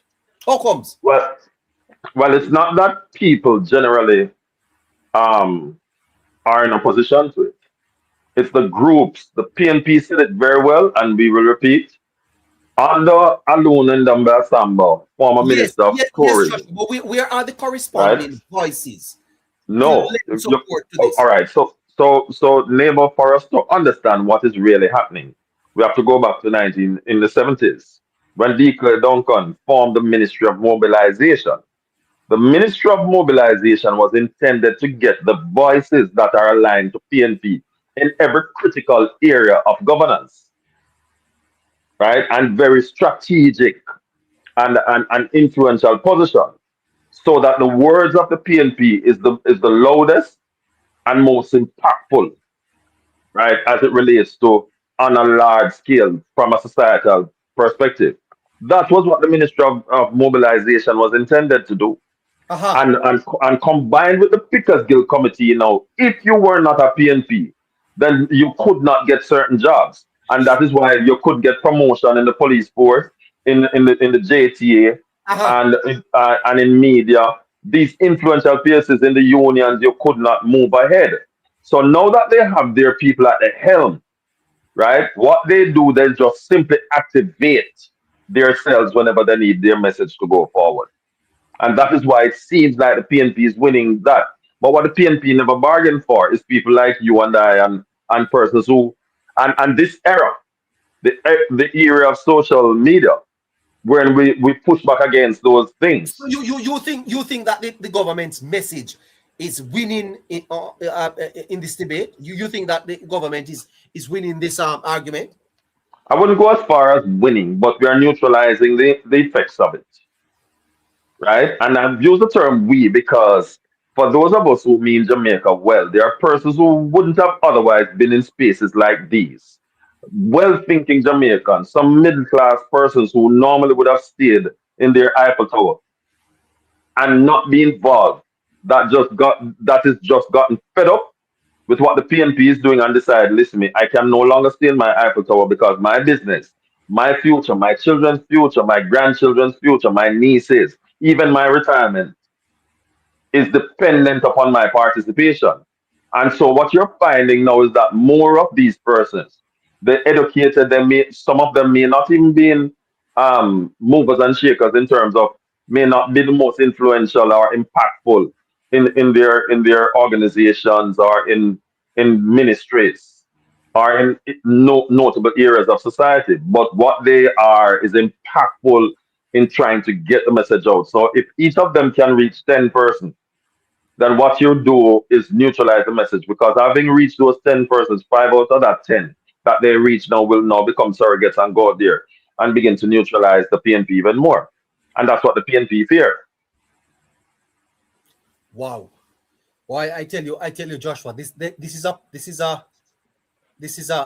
pushback that is quite disappointing. Do you not agree? But Uh, you feel that eventually Nara will prevail and the work will start. Eh? NARA will prevail. PNP will not stop. Even after Nara has begun exactly what they were designed to do, and even with zero corruption, PNP will always come out with something to criticize any form of development. We have much evidence right across the period of independence to now. The development of Portmore had encountered a pushback from the PNP. The Mandela Highway encountered pushback from the PNP, right?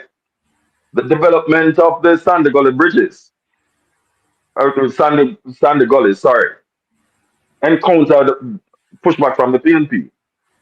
NIS encountered pushback.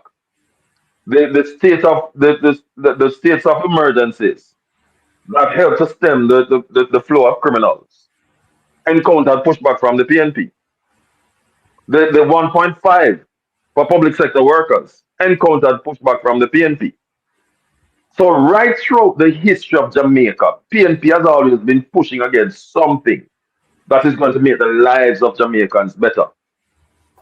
Right? And they only are silent when it's done and dusted.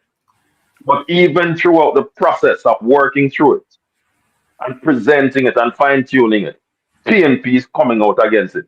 We see PNP criticizing the school buses, saying that they're old buses, and PNP forget that when JUTC was being formed as old buses that they had that continuously broke down on the road. And they never had a problem with it then. But these school buses that have not broken down, they have a problem with it. So the very things that is supposed to save our children's lives, just earlier this week, we heard of some of our children, being in situation beaten up by a conductor on public buses. Two of our children. If they were in a school bus, that wouldn't have happened. But PNP is pushing back against it. And this is PNP for you. I am not disappointed, you know. You know why I'm not disappointed? No, you're not. I expect a hug to grunt. Oh.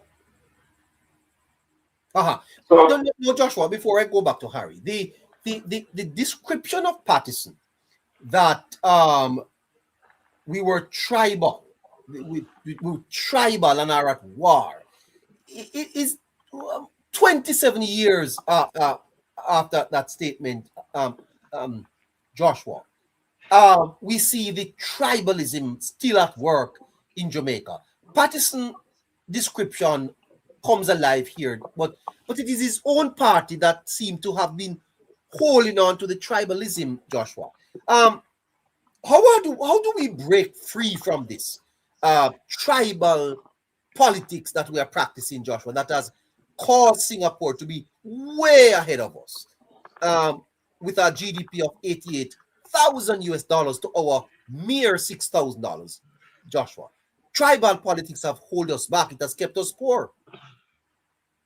well, the Pakistan actually said that we're hostile tribes, not just tribal, but hostile. And that word hostile in and of itself speaks volume, Yeah. right? And we have to look at the genesis of that statement. We have to go back to the 70s. Because the first time we've ever seen tribal politics in the history of Jamaica was under Michael Manley. And at the time, guess who was in charge of the political movement at the time in terms of not mobilization, in terms of campaign PJ. strategies? It was PJ Patterson. Uh-huh. So if anyone knows very well what tribal politics was all about, it is PJ.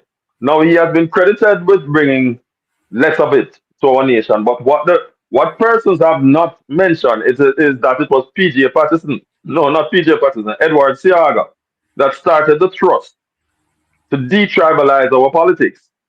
And then he assigned Ryan Peralta to move it forward. And then he approached PJ Patterson. It wasn't PJ in and of himself.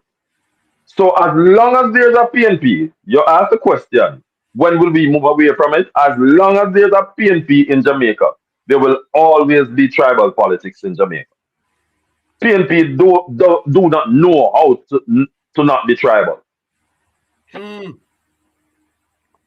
It is their very nature.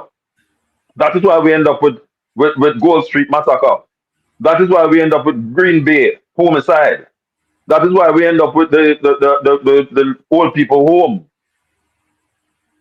at Torrington Park going down. That is why we end up with Top Hill in St. Elizabeth. That is why Warmington received a bullet in his arm. That is why Babsy Greens was not only locked up on parental charge, but ran out of Jamaica and exiled to Canada. Because the PNP does not know how not to be tribal. And that is why everything they do is designed to derail progress. Because once there's order, PNP cannot function in the society. And NARA represents order. NARA is the death knell for the PNP. I heard you mention two things. I heard you mention earlier about the so-called concerns of this bill. What PNP is putting forward is not concerning. The other concern that PNP is putting forward is the one that cannot be seen, and it's their own future, their own relevance. The government, on the other hand, has two competing dangers for themselves.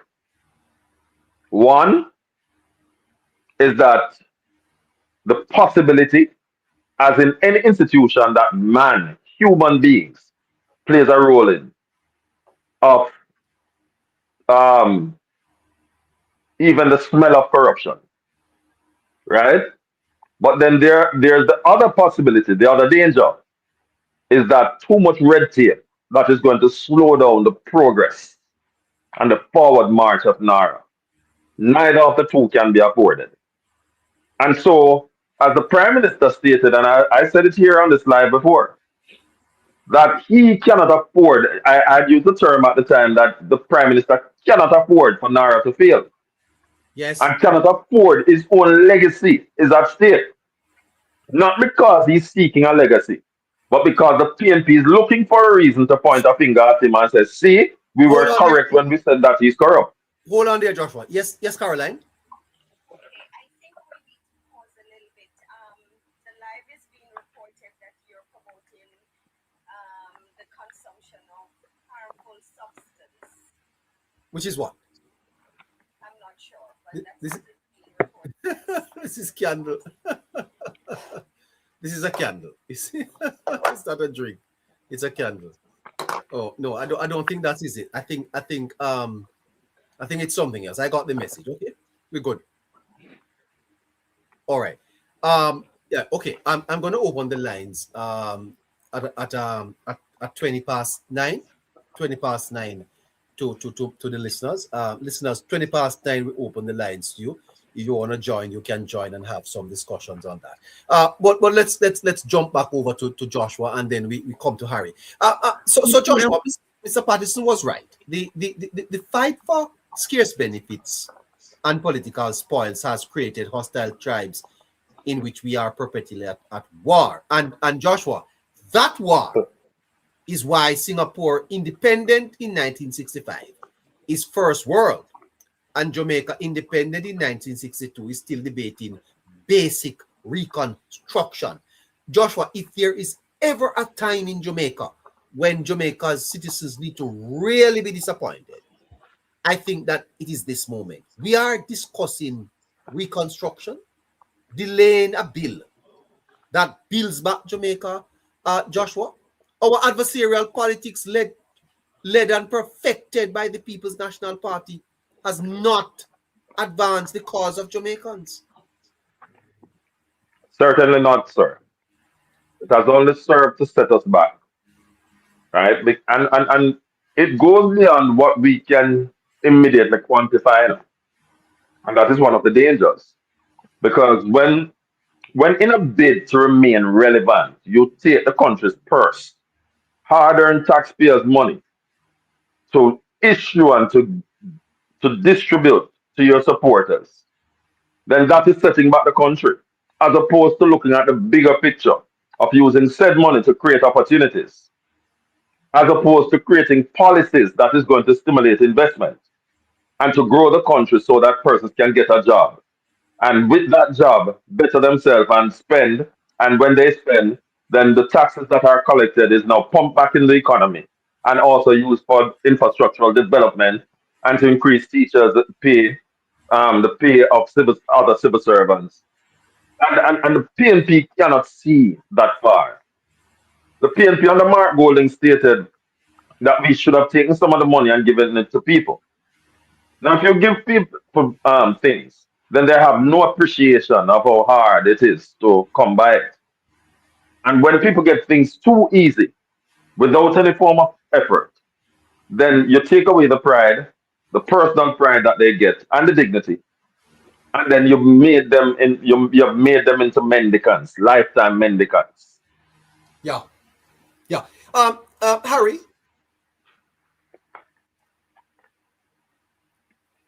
Harry, Let's I know Harry is he's been working all day from morning. he's probably a bit wearied. So you want to take on your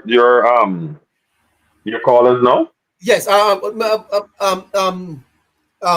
Moderator, open the lines for me, and let's see if we have any caller who wants to join the discussion. We're talking Nara tonight. We're talking development. We're making comparisons between Singapore and Jamaica, and we're looking at Mr. Patterson's speaking about hostile tribes that are perpetually at war, and how has these tribes set Jamaica back, or the tribe of the PNP? Don't think it's time for us to put aside the tribal war, man, the political tribalism, and get our country going? How can we be debating and delaying? I can understand debating, but how do we delay a reconstruction bill? What that makes sense? I mean, Nemo, if your house a burn down and you call the fire truck, that now have is move with speed? Yes, sir. let us compare two leaders, Mr. Yes. Patterson and Prime Minister Holness. Whilst you stated what Mr. Patterson stated, Mr. Holness on the other hand said we're not building a tribe, we're building a nation. Yes. So the difference between the two? Yes. So one is focused on nation building and one is focused on tribalism. Yeah, I'm just amazed that there's not much more support for him in the country. Do we have any? I see the calls are beginning to load. It's a fascinating discussion and a fascinating time in the country generally as we look at how Jamaica goes forward. How do we push forward with our reconstruction?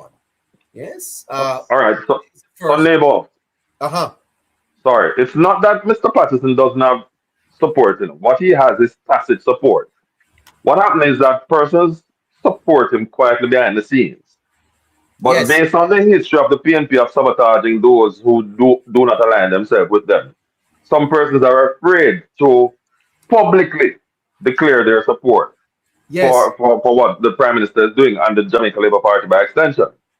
Because if Yes. they know that if they come out publicly and state this, their promotion at the University of the West Indies to become a professor will be in jeopardy. They know Yes. that they're in as much as the police force has been cleaned up largely, the PNP still has a grip in some areas, right? And We I have a, know we this have a to be call. We have a call. David Williams. Good night to you, sir. Hello.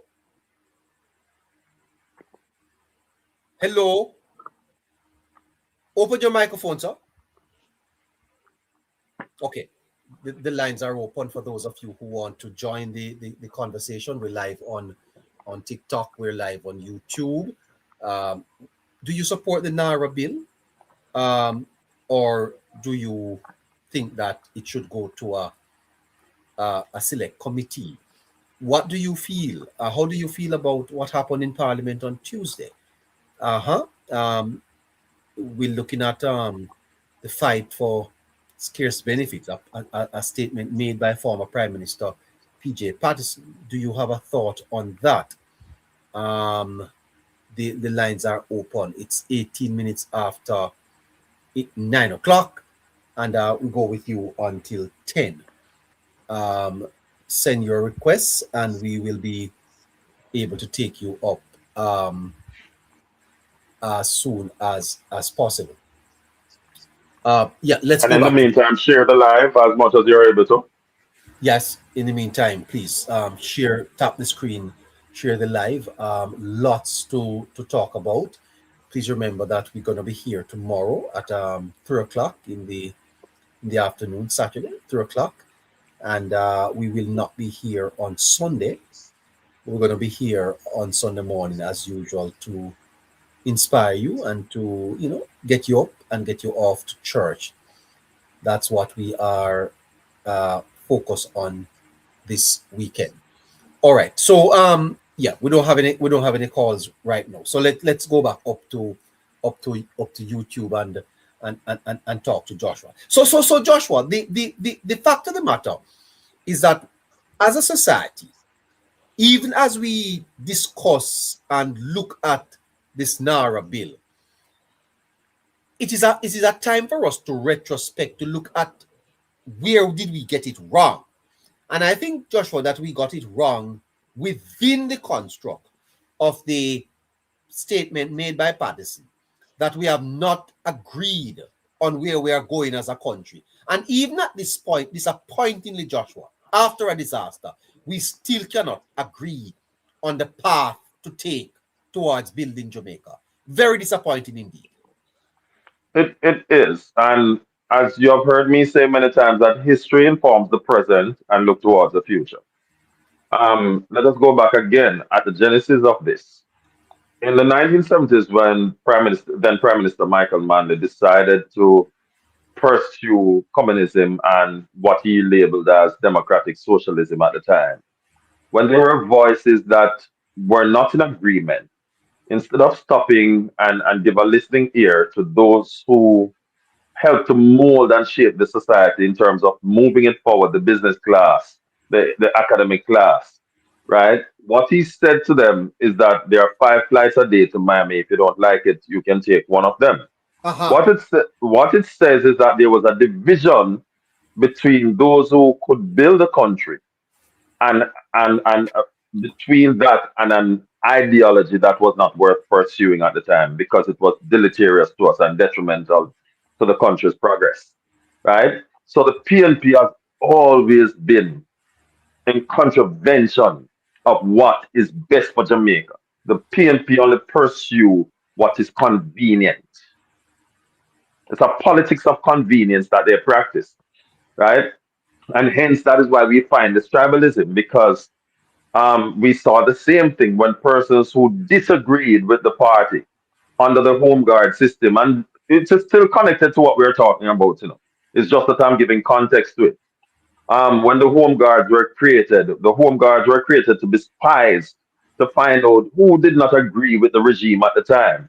And Yes. if you were found not to agree with the regime, then an X would have been placed on your gate, right, or on your wall, and then persons would come for you, beat you, take your life, or run you out of town, and sometimes 2 out of those 3, right? That is where tribalism emanated from. It is now a little more refined, wherein there's less violence, the physical violence, but we find out that there is still a level of aggression. There's no coming together. For a while, we have departed from that up until 2020 when Mark Golding ascended to the leadership of the PNP, right? And so what PJ Patterson stated so strongly in the 90s, and between he and Edward Siaga, fixed and brought it forward to 2020. What you find out, it was destroyed again under Mark Golding, right? When we have become acrimonious, we have become divisive, right, and confrontational. The best interest of Jamaica is not at heart. It is about what is best for Mark Golding and the PNP. Yes. As I said before, it's a politics of convenience, right? And hence that is why NARA is now under the debate or in the limelight as it is for the wrong reason, not Politics for of the convenience. politics of convenience. Uh-huh. We have Scratchy joining us. Good evening to you, Scratchy. Ask him to speak up a bit because we're not hearing him over this side. I'm not hearing you very well, Scratchy. No, still a little low. Well, let's see if we can work with that. Let's see if we can work with that. But Scratchy, you raised something today, Scratchy, and let me just set the context here. Singapore chose nation building. We are choosing tribal war 63 years after independence, Scratchy. The fight for scarce benefits and political spoils. The partisan description of tribalism in Jamaica. Is this not what is holding us back? And Hurricane Melissa has removed the veil of it and showed us that we have not made much progress along the political tribalism lines at all, Scratchy. Is this not what is holding us back, and what we stayed up in Parliament until after 1 o'clock debating on Tuesday? We weren't debating the national reconstruction, Scratchy. We were being tribalized. Tribals.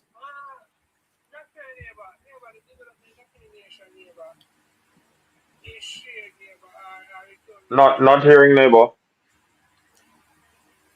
I don't know why we're not hearing you, Scratchy, at all. I am hearing you on TikTok. I think no. The challenge is that they are not hearing you on YouTube. I wonder if he exits and returns. It could help. Sorry, neighbor, but YouTube is hearing, so I think it's Joshua. So could you? Oh, I see. All right, because I'm not hearing. So long as YouTube is hearing, that's okay. Okay. All right. Go ahead, Joshua. Go ahead, Scratchy. Scratchy.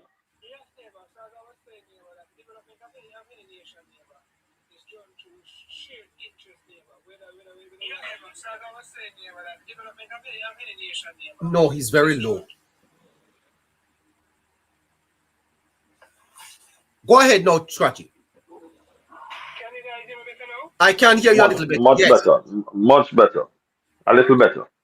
Yes, I was saying that the development of any nation, neighbor, is shared through shared interest, neighbor. Whether you're government or opposition, neighbor, if you don't share the same interest, neighbor, it's going to be very hard, neighbor, for any form of development to happen in that country. So when you look at Jamaica, neighbor, compared to Singapore, neighbor, despite whatever Lee had to do, neighbor, in his best interest for Singapore, neighbor, at the time, neighbor, you have to do that, neighbor. When you look at Jamaican, neighbor, there's a political organization in Jamaica that is called the People's National Party, neighbor, who can only see the interest, neighbor, of their own political organization and not the interest of the development of Jamaica. And that is a big issue that has always left Jamaica, neighbor, to be in a sinkhole. Yes. That has always left Jamaica to be setback, neighbor, because what the PNP do, neighbor, is their supporters, neighbor, they prey on the minds of their supporters, neighbor, and they let their supporters, neighbor, fall deep in love with them, neighbor, so that whenever there is time, neighbor, for any form of development, neighbor, we see where a cross section of the island is, of our citizens rebutting towards it, neighbor.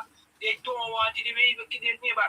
There are even cases where the government might even go into communities, neighbor, and want to fix roads, and these communities, neighbor, are saying that they rather road don't fix than the road to fix. You know, when the government going and want to keep water, and people can tell us that they better have no water than if you have water because they don't want the water for labor, right? So these goes to show you, neighbor, that the PNP has definitely, neighbor, damaged how Jamaicans think. They have damaged a lot of our countrymen and women, neighbor, see development and judge progress, neighbor.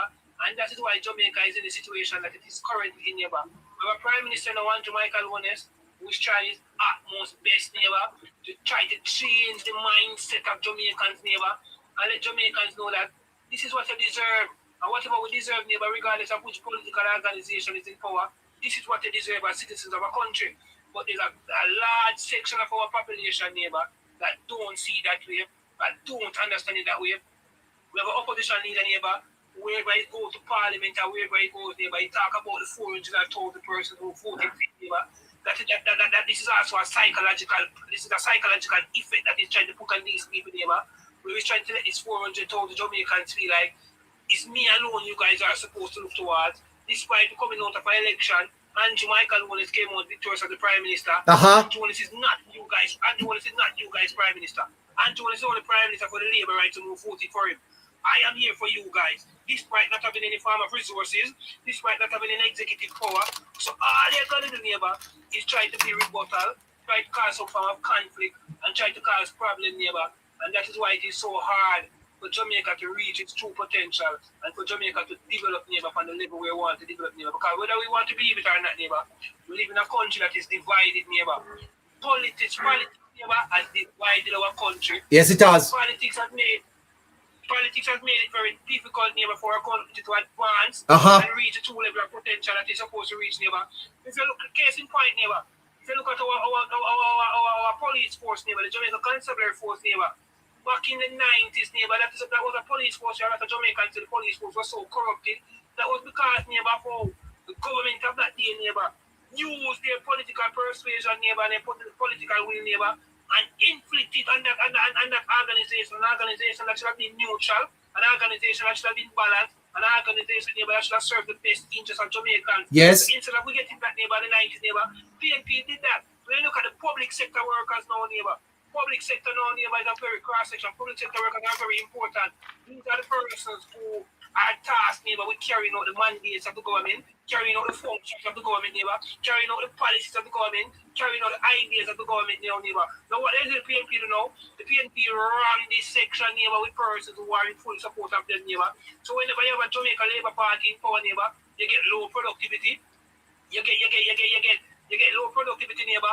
You get persons who don't want to carry out their functions or their duty, neighbor, because they don't want the government of the day to look good, because they don't share any ideology or share political allegiance with this political organization. So that is what PNP do. When you look at every single sector of Jamaica, neighbor, PNP use politics, neighbor, to damage each and every single sector of Jamaica.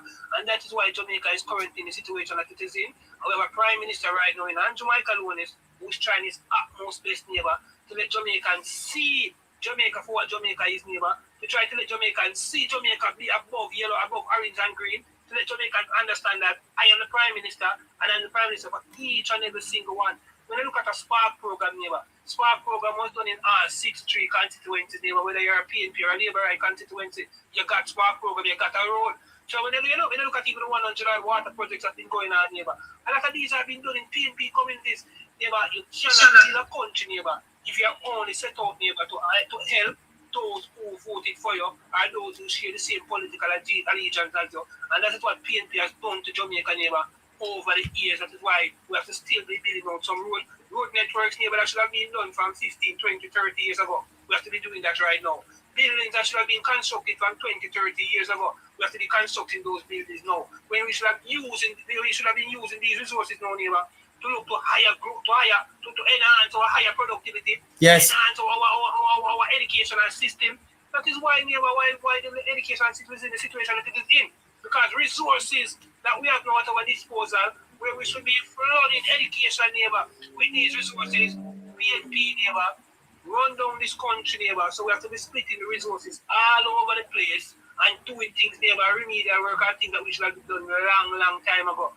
Neighbor, Jamaica is in a situation because of the PNP. I know we're in a democracy nation and we have to have government and we have opposition, neighbor, but not because you're an opposition party. It doesn't mean that you have to oppose every single thing. Once you're an opposition party, neighbor, and you're a patriotic Jamaican, and you share the best interests of your country, you want to see your country grow, you want to see your country development, neighbor, it is full-time, neighbor, where we can have both political organizations, where the government and opposition come together and build like NARA, neighbor, share the same interests, and say, okay, this is in the advancement of Jamaica. This has nothing to do with me personally. This is to build up Jamaica and everything. I share the same interests as you, our government, and I definitely back NARA. Now, when you look at a bill like NARA, neighbor, reconstruction of Jamaica, neighbor, which is so important. When you look around the length and breadth of Jamaica, you look at our towns, you can start in the rural side of Jamaica, neighbor. When you look at some of these towns, neighbor, these towns are reminiscent, neighbor, of 1950, 1940, 1930. This is how outdated and dilapidated these towns are, neighbor. And when Nara come now to try to change this, neighbor, and you have an opposition party who cannot sit above the politics, neighbor, when you have an opposition party who sit down in parliament and is opposing a bill just because the full definition of work is not establishing that bill, just because the full definition of policies or any other word, neighbor, is not fully defined in that bill, neighbor, that goes to show you, neighbor, that these guys are a bunch of eyeglass, these guys are a bunch of time wasters, neighbor, and these guys are just trying their best, neighbor, in their best interest to hold back Jamaica as they have always done. I told you guys this morning, neighbor, and I'm going to say it here again.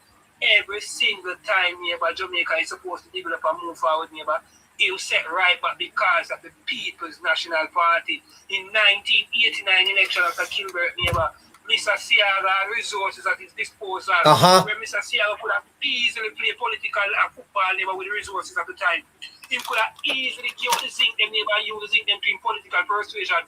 And neighbor, Mr. Seaga said to his cabinet and said to members of the party, pause all distribution of zinc, pause all distribution of plywood, pause all distribution of nail. We are going into an election and we are not going to use this to win any form of election. And neighbor, the PNP, they used whatever they were supposed to use against Mr. Seaga and they won the election. When they won the election, neighbor, right after the same zinc that Mr. Seaga had to give out to the PNP, to the citizens of Jamaica, neighbor, PNP won, it created a big zinc scandal. One of the biggest scandals in Jamaica over zinc. The PNP never start what do we zinc? All who have slab roof against zinc. Neighbor, PNP is the biggest problem. They use it from Jamaica, neighbor. They use it and beat Mr. Seaga from 1989 come right now. I hear you said earlier, neighbor, PNP don't win one fair election in Jamaica, neighbor. Not one 1989 election, neighbor. PNP introduced something, neighbor, that was called the golden ballot. And PNP used the golden ballot, neighbor, and beat Labour right from 1989 all the way up to 2002. That is what PNP used for us, neighbor. The golden ballot. And persons, the lack thereof, neighbor, or the unprofessionalism of the electoral organization, in meaning the EOJ or whatever they want to name, neighbor. Allowed persons, not persons that the opportunity to vote more than one time. Persons might say, yes, it happened with Labour right while I vote in both constituencies, neighbor. But I can tell you, neighbor, PNP dominated this country, neighbor, through illicit ways. They want every election, neighbor, illegally, neighbor. They want apart from the 2007 election, neighbor. Before 2007 election, one of the most challenged, most feared, it wasn't fully feared either. It was feared to a certain level, was the 2002 general election, neighbor, where the Jamaica Labour Party went in the election with 10 seats and come out with 26, 116 constituencies, neighbor. And from there, PNP know, neighbor, that the tide was changed, turning against them, neighbor. Because in that time, neighbor, 2002, that was when the different world order was trying to come in place, neighbor. The world was changing. Technology was becoming more prevalent now in our society, neighbor. It was more difficult now for you to use the golden ballot and use any other illegal or illicit ways or means to vote. And you started to become irrelevant from that. We won the 2007 election, neighbor, through Bruce Golding. We lost by the 2011 election, neighbor, because all the PNP, neighbor, use outside influences, neighbor. A MOU, the whole Christopher Cook thing saga, neighbor, they use it against the government, neighbor. A private MOU was signed between the then Minister of National Security, neighbor, and when the Bruce Golding government came to call the Bruce Golding government know nothing about this MOU, neighbor. Yeah. Look embarrassed. Look as if they were supporting a criminal organization, neighbor, while they were saying that America got the evidence illegally. We not knowing, neighbor, that our own minister at the time sold us out behind our back and pocketed over $3 million US, neighbor, by selling us out to a foreign entity, neighbor. Very trees must act. Nothing come out of it because them so okay, the criminal organization was brought down. Fast forward now, neighbor, 2020, the campaign on Andrew Michael House and Wallace House, neighbor, was sweep them way. Sweep them right up, neighbor. Them couldn't go knock with the man house. 2025 now, neighbor. Most important and most consequential election in Jamaica history, neighbor. Jamaica Labour Party going for unprecedented third term. Tried it 2 times before 1972 and failed. Tried it 1989 and failed. Succeeded 2025, neighbor. Andrew Michael won his, neighbor. And this victory that Andrew Michael Wallace got, neighbor, and this mandate, neighbor, that was given to Andrew Michael Wallace by the Jamaican people, neighbor, was a clear sign to the People's National Party that enough is enough. enough is enough. We are tired of the foolishness. We are tired of the anti-development plans. We are tired of the cronyism. We are tired of you guys and your nepotism. Neighbor, the biggest hindrance to Jamaica growth and development is the People's National Party. And I not talk with any water in my mouth, neighbor. I have sense. I might not be, I'm not 40 years old as yet, neighbor. I might be still be 30, but I can tell you, neighbor, I research and I can look back on my life, neighbor, that time, going up on the PNP, neighbor, coming knowing up to know, neighbor, and I can tell you that every single Jamaican neighbor, whether you were a child in the 90s, yes, whether you were a child in the 90s, or whether you were an adult in the 90s, neighbor, or all of us, neighbor, who were a child in the 90s, neighbor, we can safely say, neighbor, and this is, I always say this, and this is not me bragging or boasting, neighbor, but we can safely say, neighbor, that all of us who were a child of the 90s going to primary school and high school, we can safely say, neighbor, that today, year in 2026, neighbor, our lives, neighbor, and our living condition is way better than our parents was living. Than our parents were living in those days, neighbor. We are living much better than our parents, neighbor. It is much more easier for us to go to the supermarket than our parents, neighbor. It is much more easier, neighbor, for us to add on a bedroom, add on an extra room. You know, because length and breadth of Jamaica, neighbor. You hardly see outside bathroom. Nobody know the outside bathroom. Outside bathroom was the thing of the 90s, neighbor. That was created by PNP. We look down, neighbor, you have young kids at the own room. When they want to live uptown, they live now, when you get to community, neighbor, it is much more easier now, neighbor, for us to develop. It is much more easier for us to take care of ourselves, and it's much more easier for us, neighbor, to have some form of pride and dignity ourselves, neighbor. PNP took away our pride. PNP took away our dignity, neighbor. PNP made let us feel like it's okay to live like rats and roaches, neighbor. It was okay, neighbor, to live in tenement yard. One of the biggest square footage in Jamaica is tenement yard, neighbor. And I can tell you that, neighbor, because I was brought up in a tenement yard. And I can tell you, neighbor, that one of the biggest problems in Jamaica is tenement yard. And Andrew Michael Lewis and his government, neighbor, should ever try to eradicate tenement yard, neighbor. They will change the concept. They will change the mindset, neighbor, because tenement yard, neighbor, lead to conflict. You have 40 people living in one yard, neighbor. One bathroom, one outside bathroom, one outside standing point, neighbor. It is chaotic. Everybody bridging right. If one person turn on the microwave and the next person go press right guard, we go through all of them life guard of PNP, neighbor. And we know that those lives were not life, neighbor. That damage our dignity and damage our pride. And case in point of hold on there a little bit. Hold on there a little bit. Hold on there a little bit. Caroline, I saw Natalie earlier. Is she having a problem? I saw Natalie. Bad girl Nat. Hello? I think neighbor she probably left it, but I'm sure she'll be back. Okay, try and get her back for me there. I saw her there and she left. Natalie, please come on back. Come on back. Yes, Scratchy. Continue. No, neighbor. My final point, neighbor. You guys don't have to listen to me. You guys don't have to listen to what Scratchy said. Or anything. I see someone in the chat saying that food was much cheaper in PNP time. Neighbor, food was much cheaper in PNP time. PNP time was 30 years ago. The most expensive with the cost of inflation and everything, food is going to increase. But the question you must ask was food easier to eat than ever to buy food under PNP time? More Jamaicans was in poverty under PNP time, sir. More Jamaicans was starving under PNP time. More Jamaicans with a higher crime rate and everything, neighbor. So despite food being cheaper in PNP time, neighbor, the 90s was 20, 30 years ago, neighbor. So inflation has definitely increased things, neighbor. So minimum is at 16,000. But don't have to be distracted. My final point, neighbor, is nobody at this platform has to listen to me, neighbor. You don't have to listen to me with what I am saying. You can say scratches at a talk. Go and listen to your favorite entertainers. Listen to the song that is coming out of Jamaica right now. Because you say, well, we eat a Jamaican, neighbor. We strive on music, neighbor, and music is our reality. Dancehall is our reality, neighbor. Reggae music is our reality, neighbor. Dancehall is a genre, neighbor. And always highlight the plight of the people living condition, neighbor. And I can tell you this, neighbor. I know you're a man of God, neighbor. You're a man in a church. But to the persons who listen to dancehall, listen to the dancehall songs and tell me if you hear the artist in Jamaica sing about who hungry again.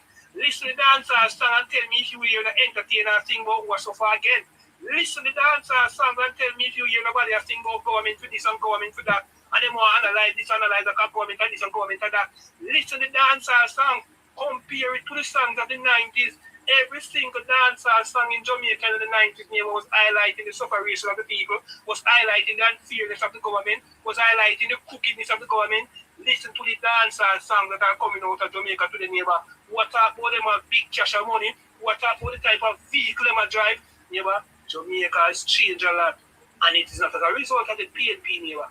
It is as a result of the policies and programs that were introduced by the Jamaica Labour Party over the last 10 years. Don't listen to me. Listen to the favorite entertainer and see if he must sing about poverty again. Listen to the favorite entertainer and see if he must sing about whatever again. Neighbor, there are entertainers in Jamaica right now, neighbor. If you want to show Jamaica, you get $3 million easily, $4 million easily, $5 million easily. Neighbor, Jamaica has advanced to a level, neighbor. We cannot let the PNP come back and mash up this country, neighbor. The biggest problem in Jamaica right now is PNP.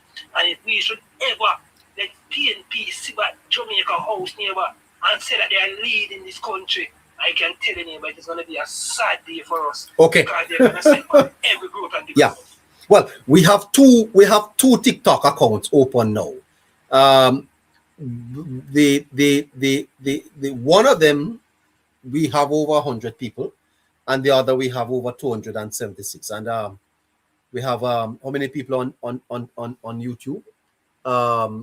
Well, I think let me check on that. We've been having a little bit of problem here, almost 300. So we have almost 1,000 people tuned into us right now as we speak. We're live on YouTube. We're live on both TikTok pages carrying the show tonight. I hope you're hearing me quite well. Harry Enriquez, are you there? By the way, Natalie, I saw you earlier. I'm sorry you left. If you want to join us back, please send a request and let's have a chat. It'd be great to have you. Are you there? Are you there still, Harry? I'm here, member neighbor. You member Harry. You're still there. You're still awake. Very much so, neighbor. But fantastic. So member Harry. The fact of the matter is that Singapore chose to build. We are choosing to break down. And though we started from the same place, one chose nation building, the other chose tribal war. Make no mistake about it, Harry. What we saw in Parliament on Tuesday is the very politics Mr. Patterson spoke of, the fight for scarce benefit and political spoils. But look around Jamaica today, Harry. Where has that taken us? And even at the Senate today, a chamber of review, the tribalism is still down there. In the meantime, Harry, the people of Jamaica are the losers. They are the ones that are suffering. We have the ones who stand the most to lose, neighbor. Huh? They're the ones who stand the most to lose. They're the ones that stand the most to lose. Jamaica needs to inherit progress though, Harry, and you don't get that by default. You vote for it. And I suspect that the people of Jamaica will have to make up their minds over the next couple of years. What type of country do they really want to live in? Ultimately, it is theirs. We can only provide the information, not true? Definitely, neighbor. We can only, provide it and break it down, but we can't force them to comprehend, what is there, and we can't make the decision for them when they go to the polls to decide who and what is best to lead them overall, neighbor. If they will stick with the tribalistic warfare, or will they choose proper governance that advance them? Will they choose the one and the party, the administration, neighbor, that has their best interest at heart? And that best interest at heart doesn't come with brown bags. I can tell you that. It comes with promises fulfilled, deadlines met, dreams achieved, and a Jamaica that moves forward. Not a Jamaica that build back what was their neighbor, but a Jamaica that build forward. And only right now, as it stands at this important juncture, only one administration that has shown us, that has built the track record of delivering and meeting those deadlines, regardless as to what they have faced, neighbor. And that's the one led by Dr. Andrew Holness. I hear Senator Lambert Brown, speaking to the government senators about how they always, mention Dr. Andrew Holness, and he didn't hear it for about 2 hours. But Dr. Dana Morris Dixon surely heard it several times, right? And give him what he wants. But he represents a Jamaica of the past, just as how Angela Brown Burke represents a Jamaica of the past, neighbor. The same actions to delay, to distract, and to detach the people from what is right for them. It's the same thing we get from Parliament, from Angela Brown Burke, as we do get from the Senate, with Senator Lambert Brown talking about he's allergic to colonial. I don't remember the last part of it, but referring to the maize, while at the same time, he was one of those persons who embraced it, survived and lived and make a living from embracing what he said he is allergic to.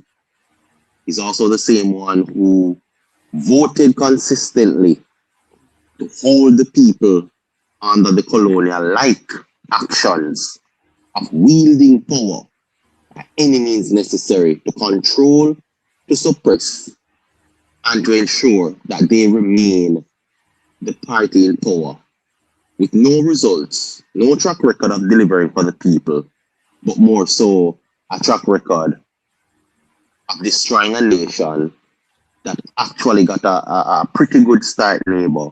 And when we look at that compared to Singapore, it is damning.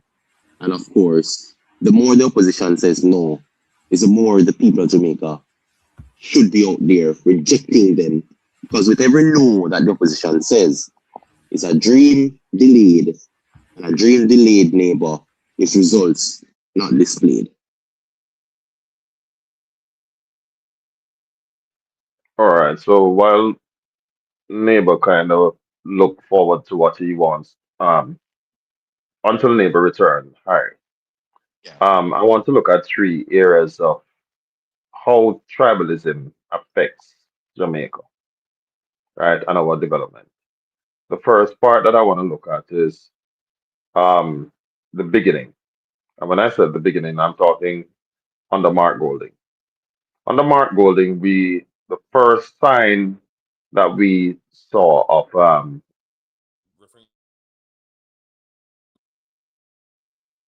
what I'm really referring to, yeah, what I'm really referring to as it relates to under Mark Golding is when he kept the first right after Melissa, he kept a separate press conference.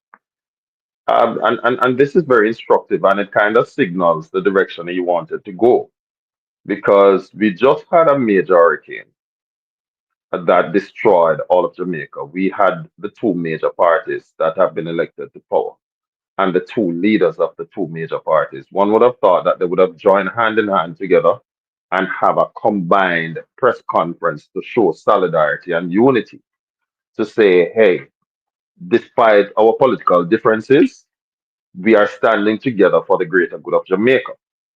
Instead, no, he had a separate press conference. That in and of itself signaled that he was not willing to work with the government for the forward march of the country. The second thing that we observe is that the People's National Party created a separate donation portal, right? That in and of itself was very telling. Hold on. I think we are running 2 different programs here. We're back on YouTube, guys. So, um, okay, go ahead, Scratchy. Yeah, neighbor. No, Neighbor, it oh, hurt my heart, neighbor, to know that I live in a country, neighbor, where our impact around the world, neighbor, is so great, neighbor. I'm from a country, neighbor, where whenever we travel outside of that country, neighbor, just by sharing our nationality with people, or telling people that we're from, neighbor, the type of energy that you get from people around the world, neighbor, when you tell them that you're a Jamaican, neighbor, You know, the type of response you get from these type of people, neighbor. We're also from a country, neighbor, where I always dub Jamaica, neighbor, as the smallest country in the world, neighbor, with probably the biggest impact, neighbor, global impact upon the world, neighbor, in terms of our culture, neighbor, in terms of sports. And even in academia, neighbor, because around the world, neighbor, there's a lot of Jamaicans, a lot of persons, neighbor, who were born in Jamaica, neighbor. I share some from a Jamaican parentage, neighbor, who hold some high office around this world, neighbor. You know, we look at even the civil rights movement, neighbor. For like a small nation, neighbor, to have someone like a Marcus Garvey, neighbor, who's so renowned, neighbor, and big in the civil rights movement arena, neighbor, where first world countries around the world, neighbor, see it fit, neighbor, to name avenues, roads, and streets off of Marcus Garvey. But when you move on to music, neighbor, someone like a Bob Marley, neighbor, a small country again like neighbor, like Jamaica, neighbor. Whenever you talk about music, neighbor, Bob Marley name is renowned around the world, neighbor. Persons, you have countries right now in the world, neighbor, who use Bob Marley song, neighbor, to liberate them, to gain them independence, neighbor. You have persons from other countries around the world, neighbor, who use Bob Marley music, neighbor, to gain some kind of motivations. You have football clubs around the world, neighbor, where whenever these football clubs are playing, neighbor, with thousands of fans, way more than what our national stadium can hold, neighbor. And you hear these people, neighbor, sharing the color of the Rastafari, neighbor, Jamaica, neighbor, and singing Bob Marley song. You know, when you move on to sports, you look at a Usain Bolt, neighbor, the man who was created such an impact, neighbor, upon the track and field. Track and field was seen as a very laid-back, neighbor, serious and very boring sport to a certain extent, neighbor. But Usain Bolt, neighbor, brought a different level of creativity, neighbor, a different level of joy, and a different level of fan base, neighbor, to that sport, neighbor. So all of these things, neighbor, are done by Jamaicans, neighbor, from this little small rock, neighbor. And my context for saying all of this, neighbor, is that it is such a shame, neighbor, to know that we are seen like this around the world, neighbor. We are from an island, neighbor, with these type of people, neighbor. But when you come to the island, neighbor, and you see a lot of our persons in this country is living, neighbor, when you see the living condition of a lot of our persons, when you see the poor condition of a lot of our towns, neighbor, it makes yourself to wonder and say, how come we can produce these type of people, but it is so difficult for us to advance our growth and development from a domestic standpoint. Yeah. Because it shows, neighbor, that there something is definitely wrong. Something is not right. There are definitely some set of people, neighbor, or a group or organization out there that is deliberately, neighbor, set out, neighbor, to slow or stop, neighbor, the growth and development of Jamaica. Because if that wasn't the case, neighbor, I can tell you, neighbor, that we would have been way more above, neighbor, than what we are right now, neighbor, compared to a lot of our Caribbean neighbors. We have a higher population, neighbor, than a lot of our Caribbean islands, neighbor. We have persons who are more impactful on a worldwide, neighbor, than a lot of our Caribbean islands, neighbor. But despite that, neighbor, a lot of our Caribbean islands are outshining us. Yeah. From an economic standpoint, neighbor, and a living condition standpoint. So it makes, neighbor, me, neighbor, to ask myself and wonder, neighbor, that someone or a group or an organization, neighbor, is definitely purposely, neighbor, trying to set back Jamaica growth and development. And when I look back, neighbor, and I do my research, and I say, okay, let's go and find who's the culprit, neighbor. No other than the People's National Party, neighbor, that I found, neighbor, doing my research, neighbor, who is responsible. And you might say, scratching why you say the PNP is responsible for what is going on, for the underdevelopment of Jamaica. Because I can tell you, neighbor, that for the 18 and a half years that the People's National Party ruled over Jamaica, neighbor, it created a lot of hiccups, neighbor. It created a lot of problems, neighbor. And it also birthed, neighbor, a lot of issues and a lot of things, neighbor, that is not good, neighbor, for the progression and the growth of any country, neighbor. When you talk about a high level of carelessness, neighbor, high level of carelessness, neighbor, was brought forward in that 18 and a half years. When you look about the high level of poverty, the high level of poverty, neighbor, was brought forward in that 18 and a half years. The high level of lawlessness across the country, neighbor, that was brought forward, neighbor, fully developed, neighbor, from an embryo of the state, neighbor, to an adult stage, neighbor, in that 18 and a half years, neighbor. So the People's National Party, neighbor, is single-handedly, neighbor, responsible for how underdeveloped our country is, neighbor. Because 18 and a half years, neighbor, no major natural disasters, neighbor, no Melissa, no Gilbert, neighbor, no COVID-19, neighbor, and we were still unable, neighbor, to reach our true potential. I always say this, neighbor, and that 18 and a half years, neighbor, that the PNP rule over this country, neighbor, that a lot of the countries around the world right now that we consider to be first world countries, a lot of the countries that we consider to be well off, a lot of the countries that we consider to be rich, neighbor, they made themselves who they are right now, neighbor, during that 18 and a half years of the 90s, neighbor, because the world, neighbor, was a total different place than what it is now, neighbor. Yes. 18 and a half years. Yeah? So that 18 and a half years in the 90s, and the PNP, neighbor, and a leading Jamaica, neighbor, they blundered, neighbor. They slowed our growth and our progression, neighbor. What they did, neighbor, was, even though there wasn't any natural disaster, what they did, neighbor, was created a man-made one, neighbor. They single-handedly, neighbor, as a group, neighbor, created a man-made disaster. A man-made disaster. Yes, neighbor, a man-made disaster, neighbor, that cost our country, neighbor, nearly 40% of our economy at the time, neighbor. Yes. That cost our country, neighbor, to suffer. 40,000 businesses, neighbor, were shut down, neighbor. Jamaicans, neighbor, who they totally wipe out the middle class, neighbor. Any country, America, neighbor, is as strong as America is, neighbor, because America has a high population of middle class, neighbor. Yes. Any country, neighbor, for the development and the growth of any country, neighbor, you must have a high level of middle class, neighbor. And the PNP, neighbor, single-handedly, neighbor, wipe out the middle class of our country, neighbor. Wow. Jamaicans, neighbor, who at the time, neighbor, had brought their houses. Jamaicans at the time, neighbor, who went to banks to take loan, neighbor, to default on those loans, to couldn't pay their mortgage, couldn't pay back some loans, neighbor, because of the high interest rate, neighbor, that was inflicted on them, neighbor, as a result, neighbor, of the poor management and the poor financial decision, neighbor, of the government of the day.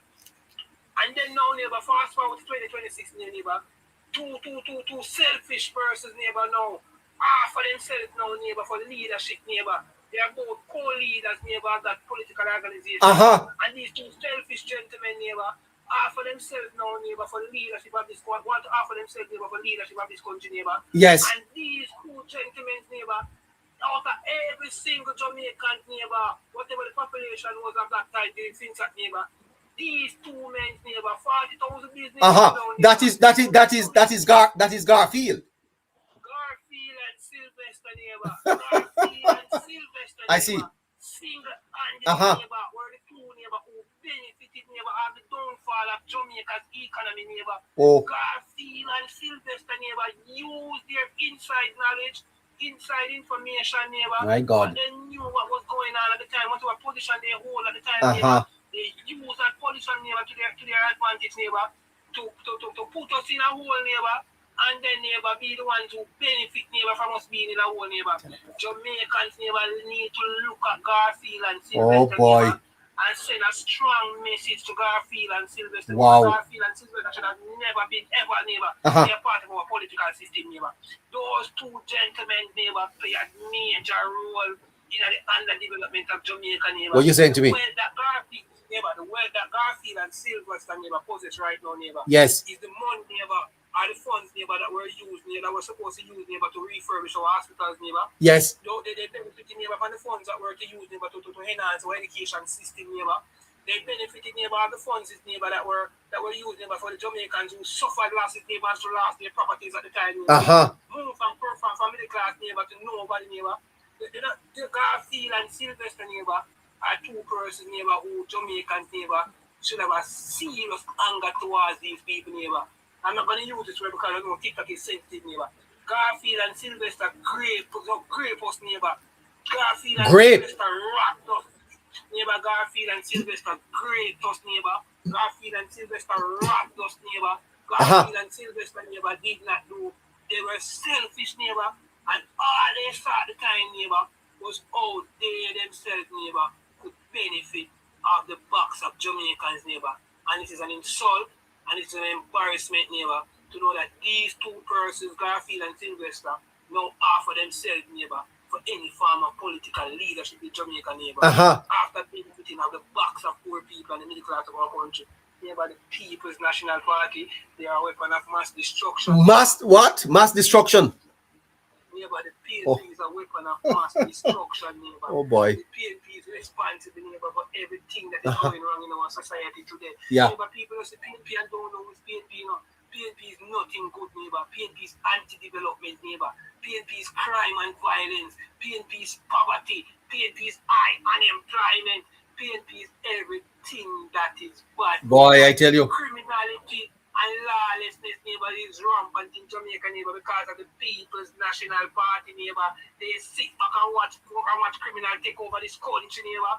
They sit back and watch lawlessness take over this country, neighbor. They sit back and watch our hospitals, neighbor, running decay, neighbor. They sit back and watch every single thing about Jamaica, neighbor. Jamaica is so beautiful, neighbor. Jamaica is a beautiful black woman. And the PSP, neighbor, is that X where they were treated good.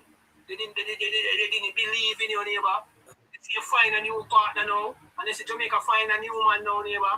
And new man take care of our neighbor. The new man is bringing her. Yeah, the new man take care of our good neighbor. The new man is treating our neighbor. The good man is letting her see her true potential for who she is, neighbor.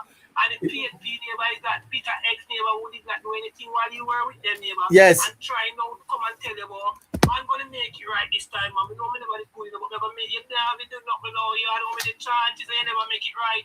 We don't want to see a neighbor. PNP is an entry from neighbor. Well, I tell you the truth. I tell you the truth.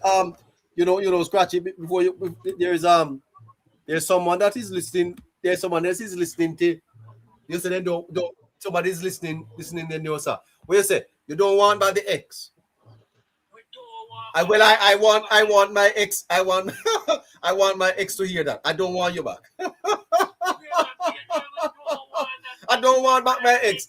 And listen, I want to have my ex is lit. I'm going to send a text message to the ex. What you say if you tell her, say? Tell her a text message. What if you text her, say, sir?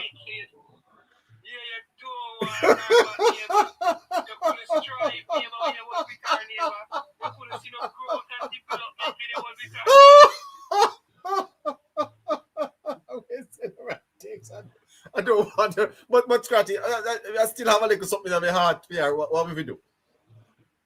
You have to get rid of that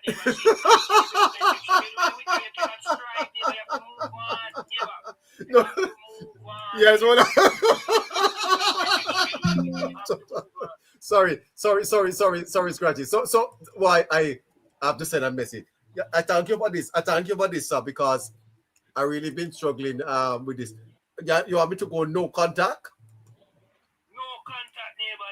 No. Do you want me to block and delete or what? Oh gosh.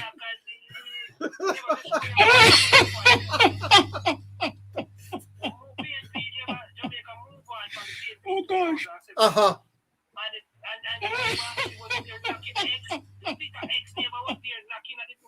Yes. Uh-huh. Yes. Jamaican gave the PNP an next chance, neighbor. And when they give her about that next chance, neighbor, all she did, neighbor, was drenched with bitter medicine. She gave Cersei to drink every morning, neighbor. Yes. Every morning she gave Cersei to drink. She gave mackerel and dumpling for dinner. She gave mackerel and dumpling to breakfast. Neighbor, you had to move on. Jamaica, move on from that X 2016. Yes, I'm going to extend. I can tell you, neighbor, that this new man in Jamaica fine, neighbor, is treating her with oxtail, treating her with muck, neighbor, bringing her to the movies, neighbor, changing up her features, neighbor. Jamaica is in the best position that she could ever be in right now, neighbor. Yes. Jamaica is smiling non-stop. I just sent a message. But I just sent a message, Scratchy. I just sent it. Uh-huh. Hello, my ex. I don't want you back. I am going to block and delete your number now. And I send a little emoji, little heart emoji. So I send that. Yeah, no, don't send the heart emoji. No, don't send the heart emoji, neighbor. Don't send the heart emoji. I guess I must send an heart emoji, neighbor. You see this ex neighbor is very manipulative, neighbor. It's a manipulative ex. Oh. This ex will manipulate neighbor. It's a manipulative ex, neighbor. So don't send her the emoji. Don't play her emotions. Uh-huh. It's very manipulative. Oh. So what else?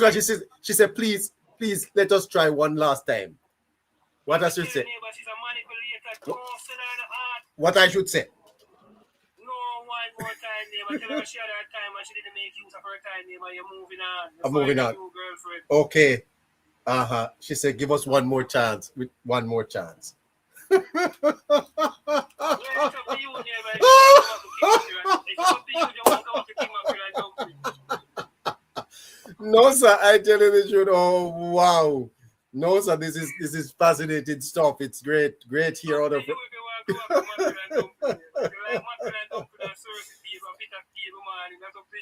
yes.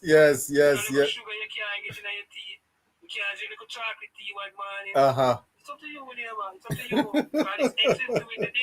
This new person who you're with, neighbor, is making you glow. Glow? This new person is making you shine. Me? New person is bringing out the best interest in you. And what you saying to me? They make me a glow eye. Wow. I did what I want. No, sir. Well, anyway, let's see her respond here again. She responded. She said, you're making Scratchy mash us up. You're making Scratchy mash us up. Don't let Scratchy mash us up. What I'm gonna say to her now. All right, baby. I'll see you tomorrow. Look like that extra tire, man. Like that extra tire. Oh gosh.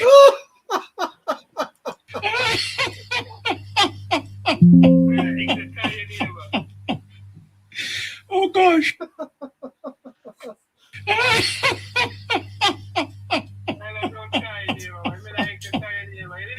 Oh gosh.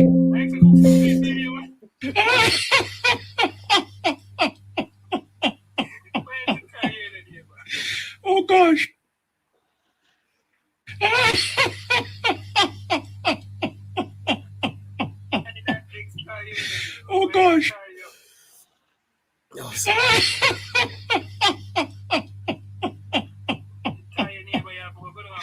Oh gosh. Mm-hmm.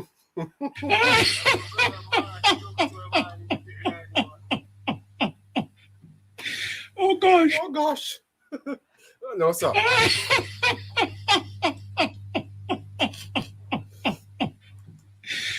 run out of time. By the way, we have another caller before we have to hello caller. Hello caller. Hello. Rav Links? Oh no, he's not there. Okay. What a fantastic week this was here on the Hello Neighbor show. Let's jump over to YouTube and ask Joshua to bring the curtains down as we circle the airport and get this plane down on the tarmac, live and in living colors for this Friday night. Joshua? Yes, sir. Joshua, summarize our thoughts tonight, no, and close out on YouTube.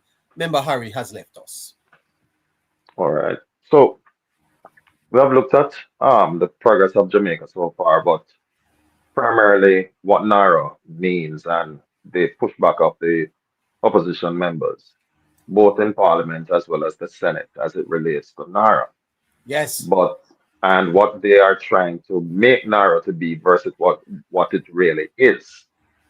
And we can assure the people that NARA was created with Jamaica's best interests and the forward movement and the progress to meet not only the needs of rebuilding, but rebuilding stronger and building forward in mind. And there are other areas that I want to add for your consideration too, for the people's consideration, that we have looked at the opposition posture throughout. History is not kind to them in terms of their general posture, but in particularly under this circumstance. And there are a couple of things that I want to bring to mind to show that the opposition had no intention of supporting anything that the government had to put in place for the redevelopment and the rebuilding and building forward. The first thing that took place that I had started laying down earlier was the separate press conference that they held immediately after the hurricane. At a time when the country was ravaged, over almost 60% of our GDP has been lost, 57.6%, some estimates say, but I got 63% with my calculation, right, of GDP being lost. At a time when the country needs to be united. The opposition thought that it was prudent in their own divisive minds to have a separate conference. Not a conference to pull people together, but a separate press conference to divide opinions as it relates to where should the country go and how we should operate. In addition to that, the opposition thought it fit that in a time when we could hardly afford it to ask for $50 million for each MP, as opposed to putting all of the money together, combining it, looking at the overall problem, and putting the money where it was most needed. They wanted money in hand. That in and of itself says division. In addition to that, the opposition thought it in their minds that it was necessary to create a separate donation portal, right? That in and of itself says that they were not unified in their approach. That's a continuation that they were not unified in seeing the country move forward. And not only that, but having been elected, having 28 MPs, um, a few of them being affected down in the West, um, as opposed to showing the people where they can get help and doing all that they can to get help for them. What they set out to do was badmouth the government and to say that the government isn't doing this, when in truth and in fact they should be holding hands at that Aha. time for the forward march of the redevelopment of Jamaica and the moving forward. We saw something else, and this was not about Melissa, but it shows you also that even with the hard program training, which is going to form a great part of the redevelopment process, because through heart we'll have skilled persons who will be integral in part of the developmental process. The PNP MPs are not recommending the amount of persons that they need to recommend. Each of them, every MP is assigned 5 persons. They can recommend up to 5 persons for training, but we are falling short by about 30,000. It shows that the PNP not doing what they're doing, right? And so we also saw on the night of the election, and again, it shows the divisive nature of the tribal politics at work. On the night of the election, there was no congratulatory message from the leader of the opposition to the prime minister. It is still not yet here, right? And we have to understand, can a country survive this way? And even if we survive, will we reach our full potential if we are continually divided against itself? The Not at scripture all, sir. says that a house that is divided against itself will fall. That's what the Absolutely. Bible says. And the scripture Absolutely. says that can two walk unless they agree. Right? Now, in closing, I Yes. want to look at the failings of civil society. Because the only reason you asked earlier, why isn't the other persons aligning themselves behind the government? Why don't we see more? And I want to land that at the feet of civil society. Because if civil society was not being partisan and calling out the PNP as opposed to acquiescing to the promises that were made to them by the PNP, some of them we were told were made promises of Senate seats and other roles within the PNP's delusional government that they want to form, right? If they had only focused on moving Jamaica forward, then that which they desire to get, they would eventually get it. Because as the country grows and there's need for more sectors, and as we expand into different areas of commerce and development, um, surely there will be a role for them to play, right? Once they have demonstrated the capabilities in doing so. And so I call on all of Jamaica, civil society, I call on PNP, and I call on all well thinking Jamaica that the only way we can truly advance is for us to band together as a nation. And anything that is going to detract from that certainly must be the enemy of not only Jamaica, but of each and every citizen within this country. And we have to say that if you are the enemy of the citizens of this country and the enemy of the nation at large, then you ought to be disbanded. And the PNP have proven themselves to be both. And we must band together against the PNP and disband them and keep them from Jamaica House. And since they are there already and we can't do it until the next 5 years, then we have to find a way to sideline them now. So it's either they join us or get out. They have a saying, set up or get up. And that is where I leave you for tonight. And thank you very much for accommodating me tonight, neighbor, Yes, Caroline, Shafreen, and to the rest of our listeners. Good night. absolutely. Thank you so much, Joshua. Thank you so much. Fantastic contribution. All right, so Shafreen, Shafreen, do we have any messages that we wanna? Do we have any message? All right, so we have some. I'll just read some out. Yes. So Brooke Chen says even 2000s baby living better life than 90s babies, and 2010s babies living better life than 2000s babies. Uh-huh. Demas says that's why PJ warned the delegates that only Portia Simpson Miller can save the PNP, not Peter Phillips. Wow. Lifestyle says pure rich money, a house upon the hill, and artists singing about now. Yes.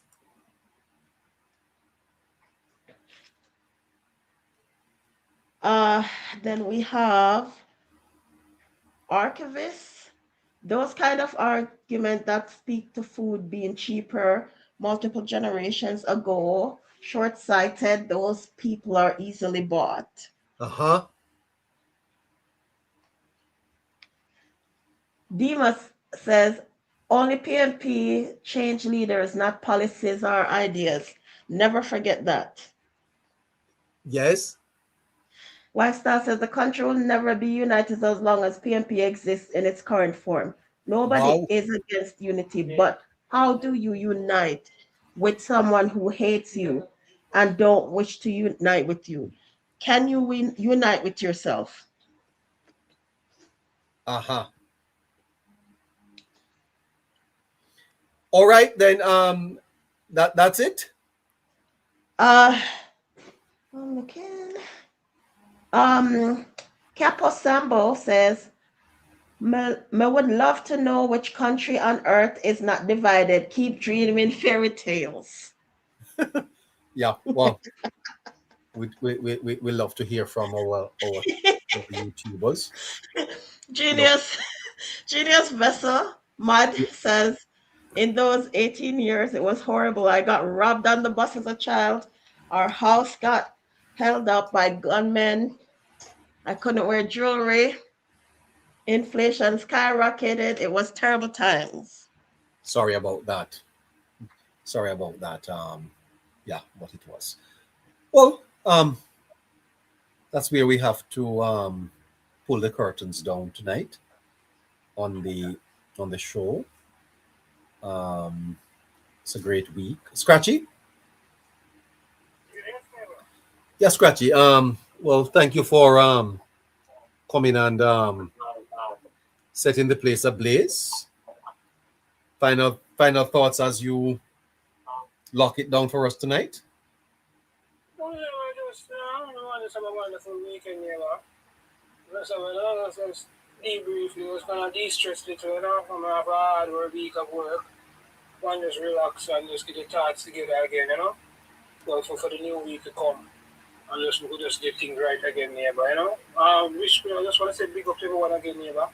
You continue to support neighbor, because, person come here days in and days out and days in the morning, neighbor, and the night again to come and listen to our platform and stuff like that, So just want to respect to all of the viewers, man.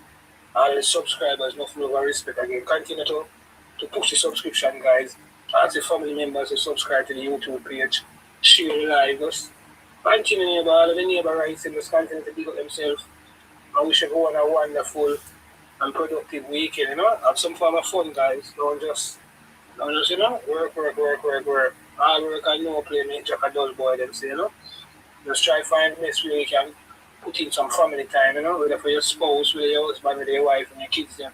Because even if you have to cost $1, you sit down in your living room and watch a movie together, You know, get some ice cream and eat some ice cream together.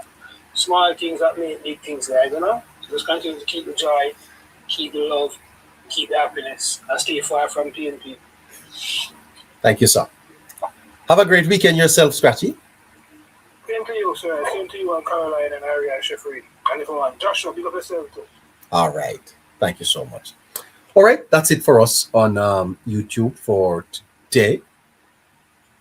YouTubers, have a fantastic weekend. You here? Take care of yourselves and catch you on the other side. Okay. We'll be back. Bye-bye.